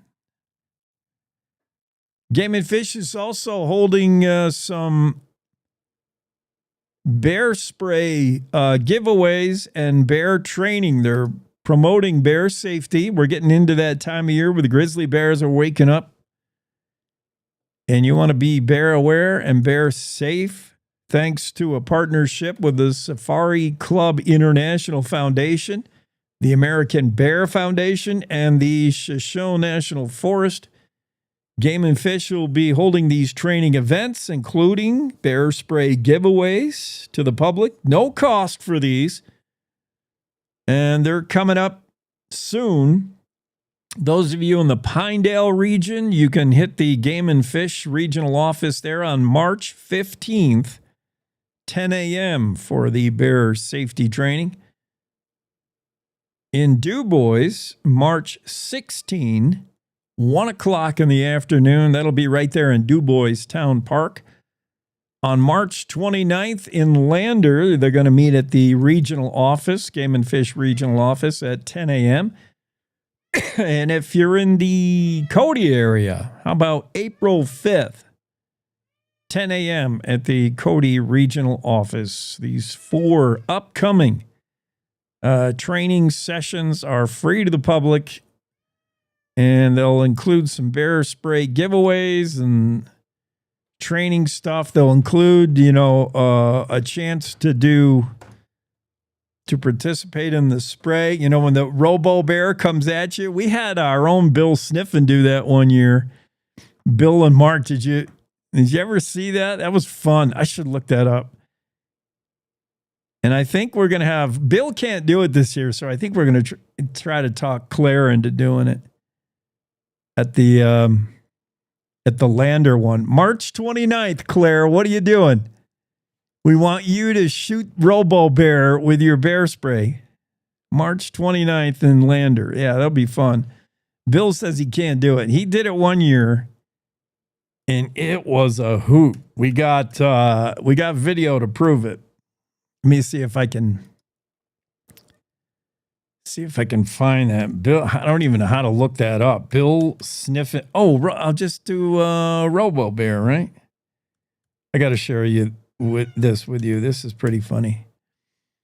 And they did really good, both Bill and Mark. I mean, they shot that bear pretty fast. I can't find it. I might need a commercial break, and I'll find that. Are we ready for almost ready for a commercial break? Let me share this with you. And then, I know. Let's rodeo. We'll do a rodeo. I'll find the Bill Sniffen video. And then I want to get to high school sports. Regional basketball's going on. I want to share the latest, what happened yesterday and who's playing today in high school basketball across the state. We'll do all that right after the Rodeo Roadshow. It's the Rodeo Roadshow on the Western Ag Network. Hi, I'm Will Rasmussen from Rodeo Scottsdale down in Arizona. Glad to have you along. Today, Cody Bradford from Quanta Express Services, a huge company around the world. We talk about his company and why they want a presence at rodeo that is growing, by the way. Cody Bradford on the Roadshow, coming up next. At VSET's Cattle Company, they've got data to back it up. Their hybrid females produce 30% more than straight-bred counterparts. Sounds like profit. Glasgow Stockyards, March 10th. VSETs sell 90 Red Angus composite yearling bulls, a few 2-year and 18-month bulls, over 100 red-bred heifers, 100 red and 10 black heifer calves, 30 Red Angus 3-year-old cows, and 50 short-term reds. VSET's Cattle Company, Monday, March 10th. Details at glasgowstockyards.com. Sale season's here again, and there are a lot of black-hided Angus bulls on the market, but not all of them are registered. Why take the risk? Don't gamble on unproven genetics. Invest wisely with registered, powered by Angus bulls. Backed by the power of the American Angus Association and 80 million data points, registered Angus bulls give you the confidence in your buying decisions. Don't buy an imposter. Look for the registration number. Buy the power. Buy registered Angus bulls. We try to get power to everybody's house and fiber to everybody's house in the world. We currently have about 60,000 employees worldwide and growing, and we need more. We want more of these people to come work for us and start a life with us and be part of the family. You know, one of the things that astounded me when we were together last summer down in Utah, you said, we have the biggest commercial automobile fleet in the world other than UPS and FedEx. Yep, we were like third at one time. I haven't checked it for a while, but yeah, I think we're the fourth largest fleet in the world. So that's how many vehicles, tires that we have on the road across the United States and Canada. So when you go to a rodeo, you take your stagecoach, and what is it you're trying to accomplish? Well, like I said, we want to give back to the communities is our main thing. But you and I have talked a lot about it. Linemen are unsung heroes, right? They're out there in the cold. I mean, we're here in Rapid City today. It's negative degrees. The power goes out, guess what? They're going to go fix it. When it's hot in the summertime, them guys have got to go there. No matter what, we got to have power. And them guys never get the credit. Most of them are very, very humble men and women. Cody Bradford from Quanta Express Services on the Rodeo Roadshow. I'm Will Rasmussen on the Western Ag Network. Back to the studio. Cowboy State Daily Morning Show with Jake continues. Yeah, big thank you to Western Ag Network and Will for the Rodeo Roadshow. I found that piece of video that's Bill sniffing being attacked by a bear. I got to share this with you. Bill did pretty good. It was one of our most viewed videos ever last year. Over 700,000 views at that time and climbing. Boy, we almost hit 1 million maybe. Here's Mark and Bill's excellent bear adventure. I'll share this. Oh, that's pretty good. Boy, that is... That's Mark Hines. Now here's Bill. Bill has got eaten by the bear. Yeah, Bill, you got ate. Here's Mark Hines. Turns around and gives that bear a mouthful really fast. There's Bill sniffing. Oh, bear! Bill got a chunk taken out of him. He was too late. He's probably mauled by a grizzly.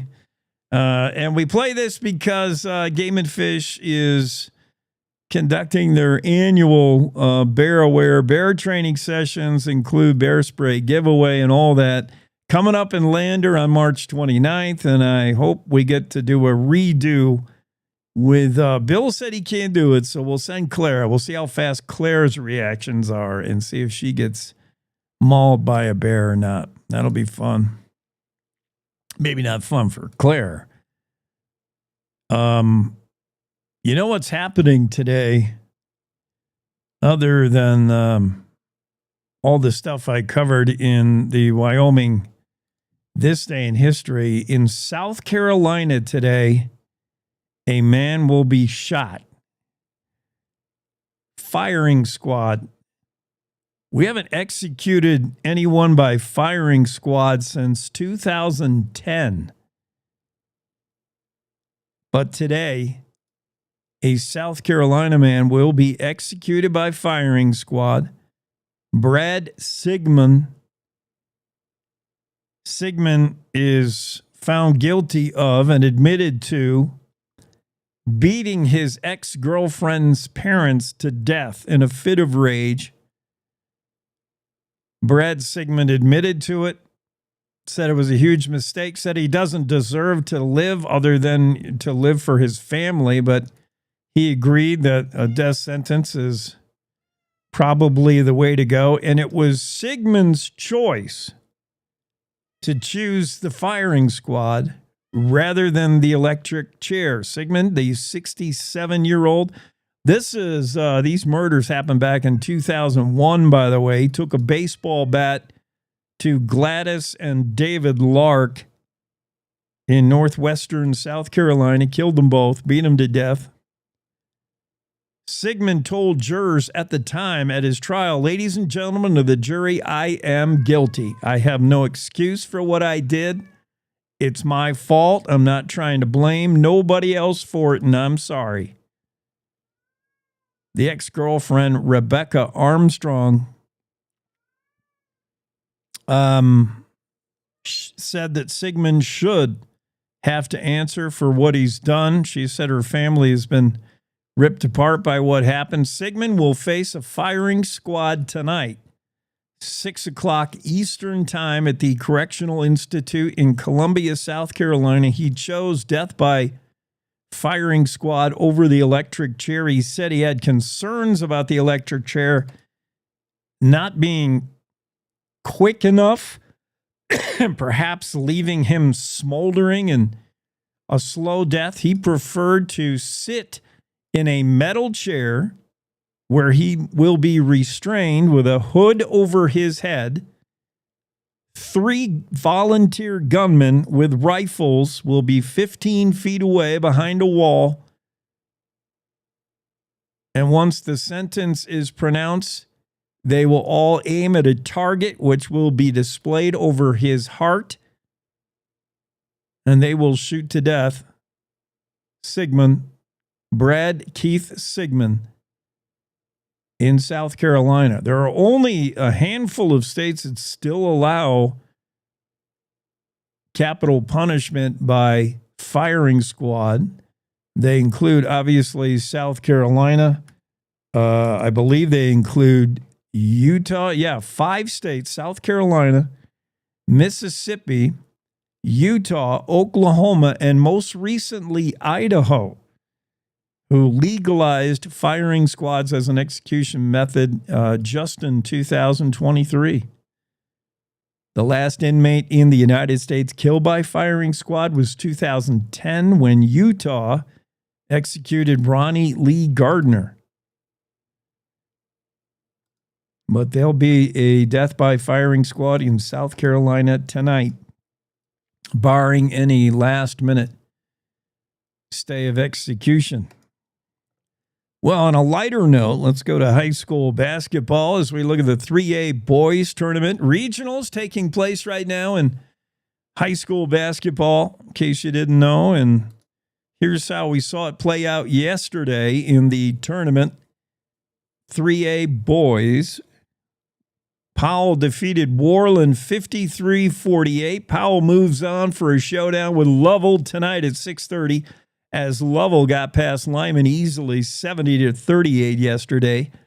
The Cody Bronx advance after a win yesterday afternoon over Pinedale 60-31. Cody will face Mountain View, who just edged out Lander Valley in a bit of an upset. Mountain View came in as 6th ranked, Lander Valley 3rd ranked. So it'll be Cody, Mountain View, and Lovell Powell that'll face off in the boys 3A bracket. In girls 3A, here's how it went down yesterday. Mountain View, of course, with Mountain View got past Lyman 35-20. Mountain View will go on to face Cody. The Cody Phillies took care of Lovell 49-20. So it's Mountain View and Cody. That game is 3:30 this afternoon. Pinedale behind Elam Bowers beat Worland 48-24. Pinedale will face Lander Valley, who beat Powell 61-50 yesterday. That game, Pinedale-Lander, will be this afternoon at 5. That's girls 3A. In the 4A, boys, my Jackson Bronx, not so good. Natrona County got the best of them. It's Natrona 71, Jackson 29. Natrona County will move on to play tonight. They'll face Evanston. Evanston got 10 points better than Rock Springs yesterday, 66-56 over Rock Springs. So Natrona, Evanston, that game tonight at 6:45. Kelly Walsh beat Riverton 59-43 last afternoon. So Kelly Walsh moves on. Star Valley beat Green River 58-36. So it's going to be a Kelly Walsh Star Valley showdown at 8:15 tonight in the 4A boys. 4A girls, take a look at that. Kelly Walsh got past Jackson 45-27. Kelly Walsh moves on to tackle Natrona. It'll be an all Casper showdown this afternoon at 3:30 because Natrona beat Evanston 49-30. This is girls 4A. Green River whooped up on Riverton 66-30 yesterday, so Green River moves on. They'll face the Star Valley Lady Broncs. Star Valley edged Rock Springs 39-34 yesterday. That game 5 o'clock this afternoon, Green River and Star Valley. That's the girls 4A, and that takes you through regional basketball going on right now across the state of Wyoming. And thankfully, everybody got where they were going. I'm pretty sure yesterday before all the weather hit. And now, thankfully, they stay where they are at their tournaments, and then they'll be able to travel home safely this weekend, as Don Day has cooked up quite a storm that's dropped some snow across the state. Check out the latest at YORoads.com and find out how travel is going. We told you that for much of the morning this Friday, Interstate 25 has been closed. I guess we can check and update that and make sure that's still the case. But whenever you consume this product, some of you listen to this show on demand podcast, or you'll be hearing it in the afternoon, perhaps on radio. Keep in mind this show was originally broadcast live in the morning, so check conditions on Interstate 25. But for Friday, Don Day weather forecast shows improving conditions as the day moves on. Expect a pretty nice weekend, really, across the Cowboy State, just about everywhere. We'll make this spring, well, I guess it's not a spring, late winter storm. It'll be just a distant memory by the time we get through with the weekend. Here's Don Day with more regarding the weather. There will be some lingering areas of snowfall early in the day today, especially across the central and the south and over the higher mountain areas.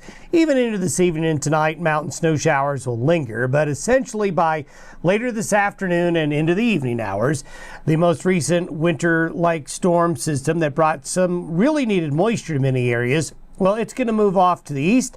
High pressure is going to move in, and we're going to have a really nice weekend. Temperatures will moderate. High pressure will be overhead, and for Saturday, for Sunday and Monday, we should be dry. We'll see some snow return to Wyoming's western mountains and valleys by late Monday into Tuesday and Wednesday of next week, but through the weekend. And for most of Monday, we've got some good weather. We're back. Cowboy State Daily Morning Show with Jake continues.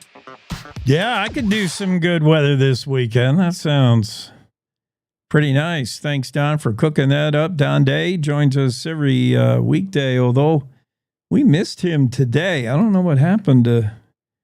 Maybe I got my signals crossed and he couldn't be on today, but he never did give me a heads up.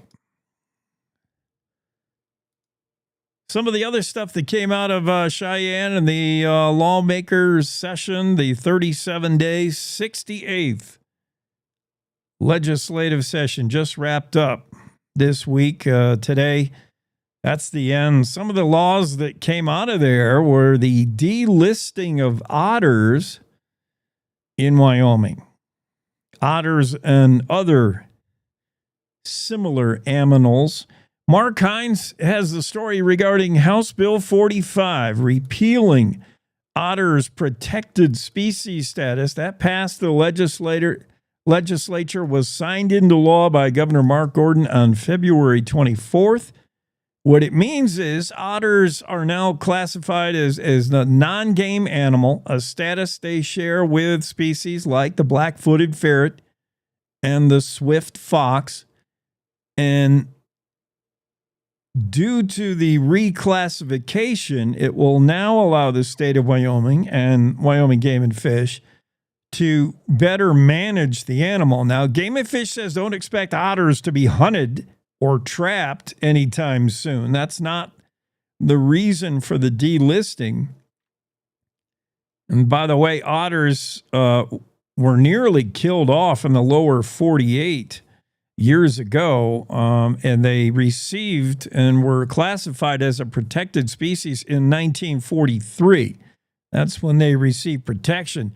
Since then, Game and Fish has not been able to manage the otter population, and they say at this point, otters have made a sufficient recovery in Wyoming that they need some management. And what Game and Fish says needs to happen is not necessarily hunting. There are no plans to hunt or trap otters.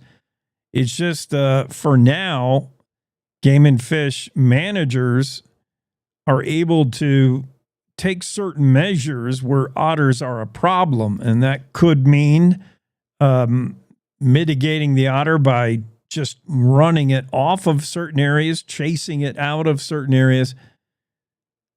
And it could mean, as a last resort, lethal removal. Game and Fish says, quote, the new designation allows for the Wyoming Game and Fish Department to use strategies such as deterrence, mitigation, relocation in order to benefit the otter population overall.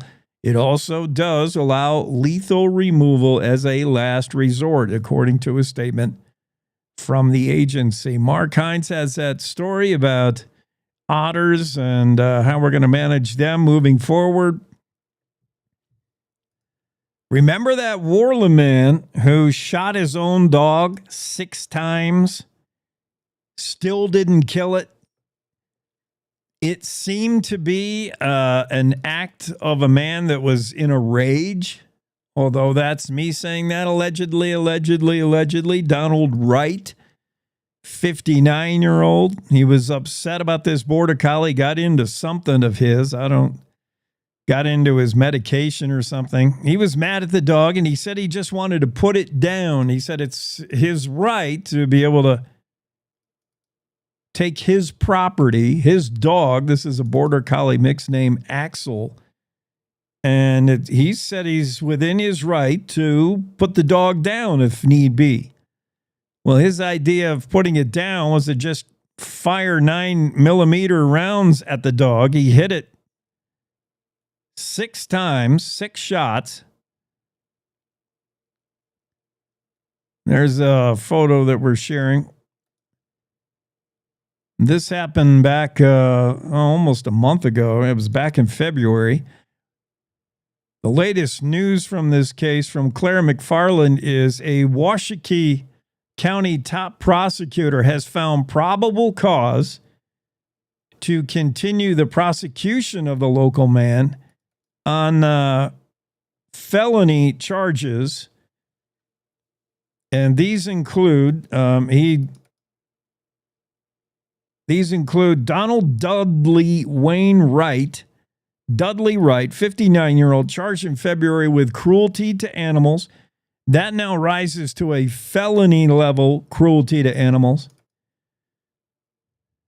He's also charged with using a gun to commit a felony, property destruction, 2 counts of breach of peace, and 3 counts of stalking.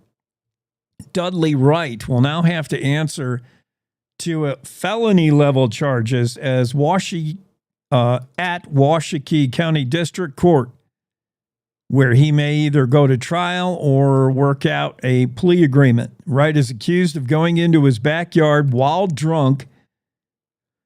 This is back on January 13th to shoot a 6-month-old border collie named Axel after the dog ate Wright's heart medication and tore up the house.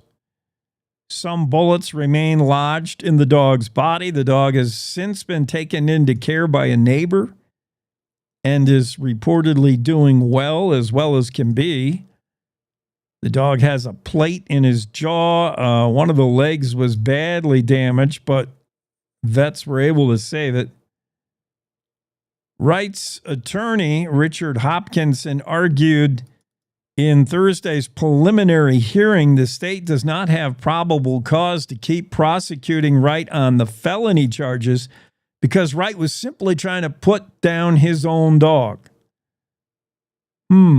The fact is, his attorney said, that his intent was to put the dog down because of what it had done. The fact that he's a lousy shot doesn't mean he hadn't made the attempt to put the dog down, and doesn't mean that he was trying to torture the animal. He's just a bad shot. So a drunk, bad shooting is all he's responsible for, according to the attorney. Not necessarily that he was trying to torture the dog. Others say that was pure torture. Shooting at the dog 6 times. Here's the holes in the dog that I'll share on the podcast for you. I don't know. You decide. I have very little tolerance for people that do violence on animals. But we'll see what happens to Dudley Do Right, or Dudley Do Wrong in this case, as a judge sends Worland man accused of shooting his own dog 6 times to higher court. The story from Claire McFarland came out yesterday in the Cowboy State Daily. Let's take one quick final break on the show. We'll be back with a stretch run on the Cowboy State Daily Show with Jake. Wyoming is a place of unlimited potential, a place that inspires us to dream. Since 2014, Wyo Lotto has given back over $180 million to our great state through transfers, winnings, commissions, and more. Dollars that have gone directly into your cities, towns, and counties. Dollars that have changed lives and set dreams in motion. Thank you, Wyoming, for a legendary 10 years. We can't wait to dream up what's next. What is the Religious Freedom Restoration Act, and why does Wyoming need it? In 1990, the U.S. Supreme Court tried to give government more power to step into the First Amendment religious rights of Americans. That decision concerned so many people that in 1993, Congress passed legislation called the Religious Freedom Restoration Act. That happened in a nearly unanimous bipartisan vote. This legislation simply returned cases on religious freedom to the long-held standard that the Supreme Court had tried to overturn. Since that legislation only applied to the federal government, it was also determined that each state should pass its own laws protecting religious freedom. Since then, 28 other states have passed these kind of laws, and even more have court opinions providing similar protections. Sadly, Wyoming is not one of them. It's time for Wyoming to defend the First Amendment and pass a Wyoming Religious Freedom Restoration Act. When it comes to making plans, you are the best. Those 9 months were also 273 days of planning. What about your daughter's first costume party? It was out of this world. And let's not forget those barbecues you plan in detail for your family and your more vegetarian by the day best friends. That surprise party for your parents' golden anniversary? You get the golden planning. The same way you plan each detail for those moments, start planning to protect you and your loved ones from a natural disaster. Sign up for local weather and emergency alerts. Prepare an emergency kit and make a family communications plan. Protecting your family is the best plan you can make. Year after year, we continue to serve new neighbors across our state.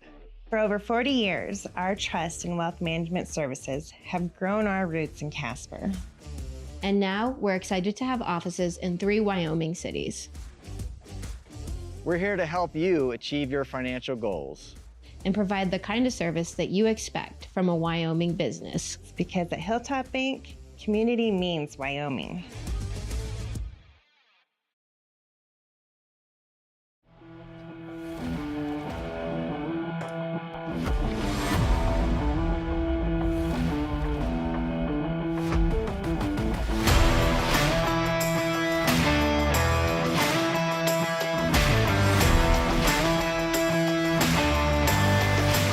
Cowboy State Daily Show with Jake continues here on this Friday as we get into the weekend, which includes clocks ahead for daylight savings time. And today, by the way, and a big thank you to one of our listeners who gave me the heads up via text. He said, I have not heard you mention today is 307 Day. Yeah, look at the calendar. March 7, 307 Day, and that's all about Wyoming, of course. That's the area code statewide, 307. So happy Wyoming 307 Day to you. I've been remiss in not recalling that. Thanks for the heads up. Let's get to Wendy Core's news. I want to keep you well informed headed into the weekend. We'll do that now. It's time to take a look at what's happening around Wyoming for Wednesday, March 5th. I'm Wendy Core, bringing you headlines from the Cowboy State Daily Newsroom, brought to you by the Cowboy State Daily Morning Show with Jake. From 6 to 10 a.m., Monday through Friday, host Jake Nichols brings you news, weather, sports, and in-depth interviews with newsmakers from across Wyoming. Presented with Jake.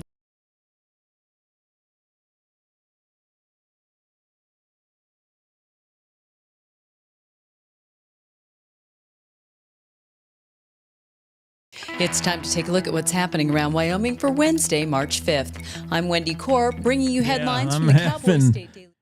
A little trouble getting the correct date on the news. Once again, I am challenged by software issues. Okay, let me try this. Stand by.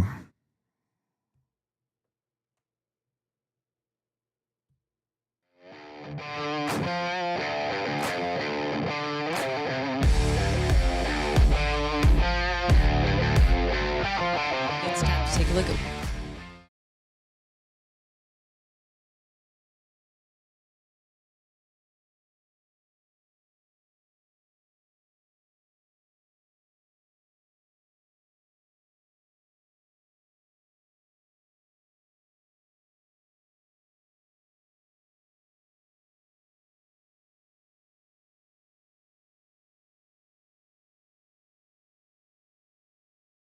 happening around Wyoming for Friday, March 7th. I'm Wendy Core, bringing you headlines from the Cowboy State Daily Newsroom, brought to you by the Cowboy State Daily Morning Show with Jake. From 6 to 10 a.m., Monday through Friday, host Jake Nichols brings you the news, weather, sports, and in-depth interviews with newsmakers from across Wyoming.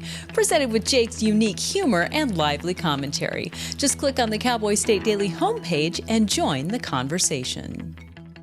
Wyoming is on course to become the first state to build a new coal-fired power plant since 2013.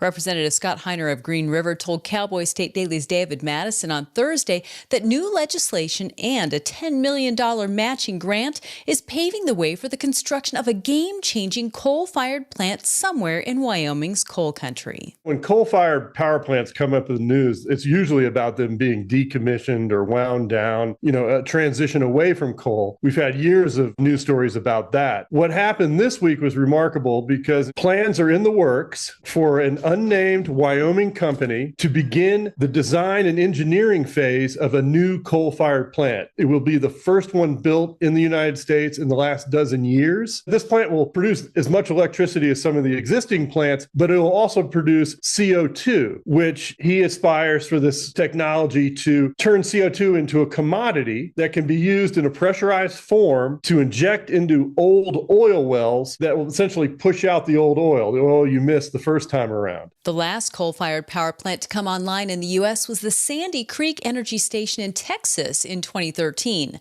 The last coal-fired plant to come online in Wyoming was Dry Fork Station in 2011, about 10 miles north of Gillette. That plant also is next to a Powder River Basin coal mine, the Dry Fork Mine. A Wyoming sheriff who refused to hold on to inmates for federal immigration authorities without a criminal warrant changed course Wednesday and now will honor civil detention requests from U.S. Immigration and Customs Enforcement. Teton County Sheriff Matt Carr will now hold suspected illegal immigrants for up to 48 hours after their scheduled jail release date at ICE's request and without a judge-signed warrant. Cowboy State Daily's Claire McFarland reports that there were several points made by the sheriff regarding his change in stance on this issue. It has three main points. We're going to start doing these civil detainers that other Wyoming sheriffs are doing. This is contrasted to prior concerns about constitutional issues. And then the second point is we've had productive talks with ICE about their protocols. And then the third point is we do want to keep law enforcement officers safe. Carr's pivot was announced on the same day a U.S. House of Representatives committee grilled 4 mayors of major American cities about their supposed sanctuary city policies. Also on Wednesday, a Wyoming bill to ban sanctuary city policies in the state cleared both legislative chambers and now sits on Governor Mark Gordon's desk for passage or veto. Well, that's all, folks. The 2025 Wyoming legislative session is complete. In 37 days, the legislature passed 165 bills, overrode 5 of Governor Mark Gordon's 7 vetoes, and on the Senate side, consumed 534 omelets. That's what Senate President Bo Beitman of Ranchester told Cowboy State Daily's Leo Wolfson. There had been rumors swirling around the Capitol on Thursday that the legislature was considering adding 2 days to override a potential veto from Gordon on Senate File 196, which aims to protect Wyoming residents from federal firearm orders and laws and builds on a similar existing law. They certainly could have pushed the bar and tried to hold out to override a potential veto from Governor Mark Gordon. But I think at the end of the day, the legislature kind of looked at it as a situation of, is it really worth it to spend all this time and money reconvening to possibly adjourn for a veto that they didn't even know was for sure going to happen or not? I think this was a conciliatory, feel-good type thing where they're recognizing that he is the governor, and although they might have some significant policy differences with him, kind of giving him almost the latitude to veto this bill. What we saw this session, to be honest, was kind of the opposite. Remarkable amount of bills that the legislature overrode Gordon's vetoes on. There were also some last-minute discussions on Thursday about a bill that would have reduced the property tax assessment rate from 9.5% to 8.3%, but members of the House and Senate ended up letting that bill die. Well, last year, Sheridan native and Nashville recording star Ian Munsick listed headlining Cheyenne Frontier Days at the top of his big bucket list of dreams after playing Red Rocks in Colorado. This year, his Frontier Days dreams are coming true. Cowboy State Daily's Renee Jean reports that Munsick has been tapped to headline Cheyenne Frontier Days during the world's largest rodeo on its opening night. Ian Munsick is opening night, the headliner for Cheyenne Frontier Days. He is the first one on the list for this year's Cheyenne Frontier Days. And not only that, but his opener is a name most people will recognize. Travis Tritt is opening for Ian Munsick, for a Wyoming native to headline Cheyenne Frontier Days. That's a first. The other interesting thing to know here is, when he was 18, Munsick moved to Nashville to pursue his music career, but he has come back to Wyoming. He's bought a house here in Wyoming and he's back now for good. He's moved back home. He's already working on his next album. The Long Live Cowgirls and Horses Are Faster songwriter told Cowboy State Daily he's already thinking about how to make his concert appearance at Cheyenne Frontier Days one of a kind. He's already written a song for the occasion called Cheyenne. And now let's take a look at today's weather with Cowboy State Daily meteorologist Don Day. There will be some lingering areas of snowfall early in the day today, especially across the central and the south and over the higher mountain areas. Even into this evening and tonight, mountain snow showers will linger, but essentially by later this afternoon and into the evening hours, the most recent winter-like storm system that brought some really needed moisture to many areas, well, it's going to move off to the east. High pressure is going to move in, and we're going to have a really nice weekend. Temperatures will moderate. High pressure will be overhead, and for Saturday, for Sunday and Monday, we should be dry. We'll see some snow return to Wyoming's western mountains and valleys by late Monday into Tuesday and Wednesday of next week, but through the weekend. And for most of Monday, we've got some good weather. You can get Don's full forecast on the Cowboy State Daily website. I'll be back in just 15 seconds with more news. Wyoming Relay provides telephone access for people with hearing loss and access for people with speech disabilities. We offer services and specialized equipment at no cost to you. No matter what your level of hearing loss or speech disability, Wyoming Relay can help. A last-ditch effort on Thursday saved the $19.5 million Wyoming State Shooting Complex, securing $10 million in state funds for the project. Senators Larry Hicks of Baggs and Chris Rothfuss of Laramie were instrumental in bringing an amendment to Senate File 169, which transfers funds from the state's Strategic Investments and Projects account. Cowboy State Daily's Mark Hines reports that the amendment unanimously passed a joint conference committee late Thursday morning. It's been like a ping pong ball with this Wyoming State Shooting Complex. It was on, it got passed in 2023, everything was looking good. All they had to do was just basically sign the release of the money, but then the supplemental budget got killed and there were various efforts made to bring it back and it looked like it was dead and gone. And then just today they had another budget bill. They managed to tack an amendment onto that will reappropriate those funds. Of course, this is pending Governor Mark Gordon's signature, but that made it through the Joint Concurrence Committee and then was brought before both chambers chambers today, and both chambers approved it. Corporate sponsorships, private donations, and other funding sources are expected to provide the rest of the shooting complex's budget. There's a first time for everything, and that's something the Fire Rescue Department of Evergreen, Colorado experienced Wednesday afternoon. That's when the department's firefighters successfully undertook their first yak rescue. Cowboy State Daily's Andrew Rossi reports that most of Evergreen Fire Rescue's paid and volunteer firefighters have undergone training for ice rescues. When they responded to the yak call, they came ready to use the same techniques and equipment they deployed to rescue a human. They never know what the situation's going to be, so they came equipped for any scenario. But in this case, the yak was doing okay. It was yakking up the fact that it was not in a good spot, but all they needed to do was cut a 10-foot path in the ice between the hole and the shore. And once they cut that path, the yak understood what to do, and it didn't need any help hauling itself out of the water. So it wasn't really an intense scenario, but they came prepared for anything. The fire rescue team posted a video of the rescue on social media, not only to create engagement with their community, but to remind people that while a lot of well-intentioned folks might try to save an animal like this themselves, they should instead call the trained professionals and let them handle the situation. Craig Johnson isn't sure just how much the big bronze buffalo that comes with the Western Writing Association's Owen Wister Award weighs, or whether it will make it past airport security when the New York Times bestselling author returns with it from Amarillo, Texas this June. That's where he's set to receive one of the West's highest honors.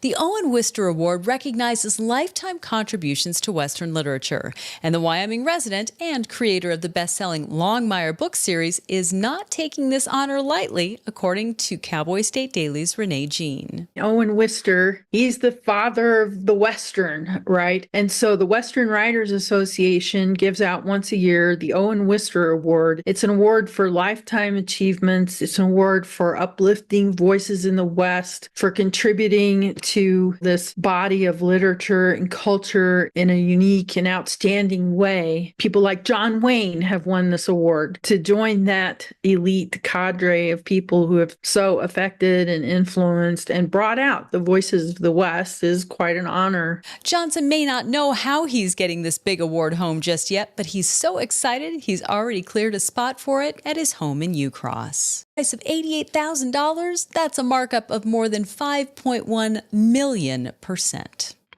And that's today's news. For a deeper dive into the people and issues that affect Wyoming, check out The Roundup, conversations with the most interesting people in the Cowboy State. A new episode drops tomorrow when I have a conversation with Mike Bell, a member of the English Westerners Society.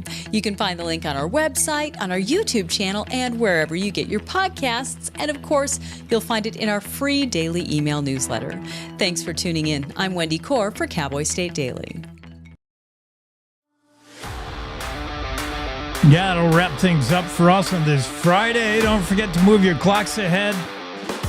Sunday night, happy 307 day to you, and have a great weekend.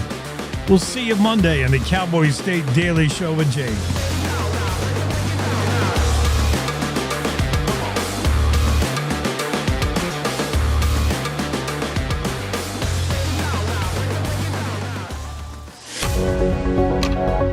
Good morning. This is the Cowboy State Daily Morning Show with Jake.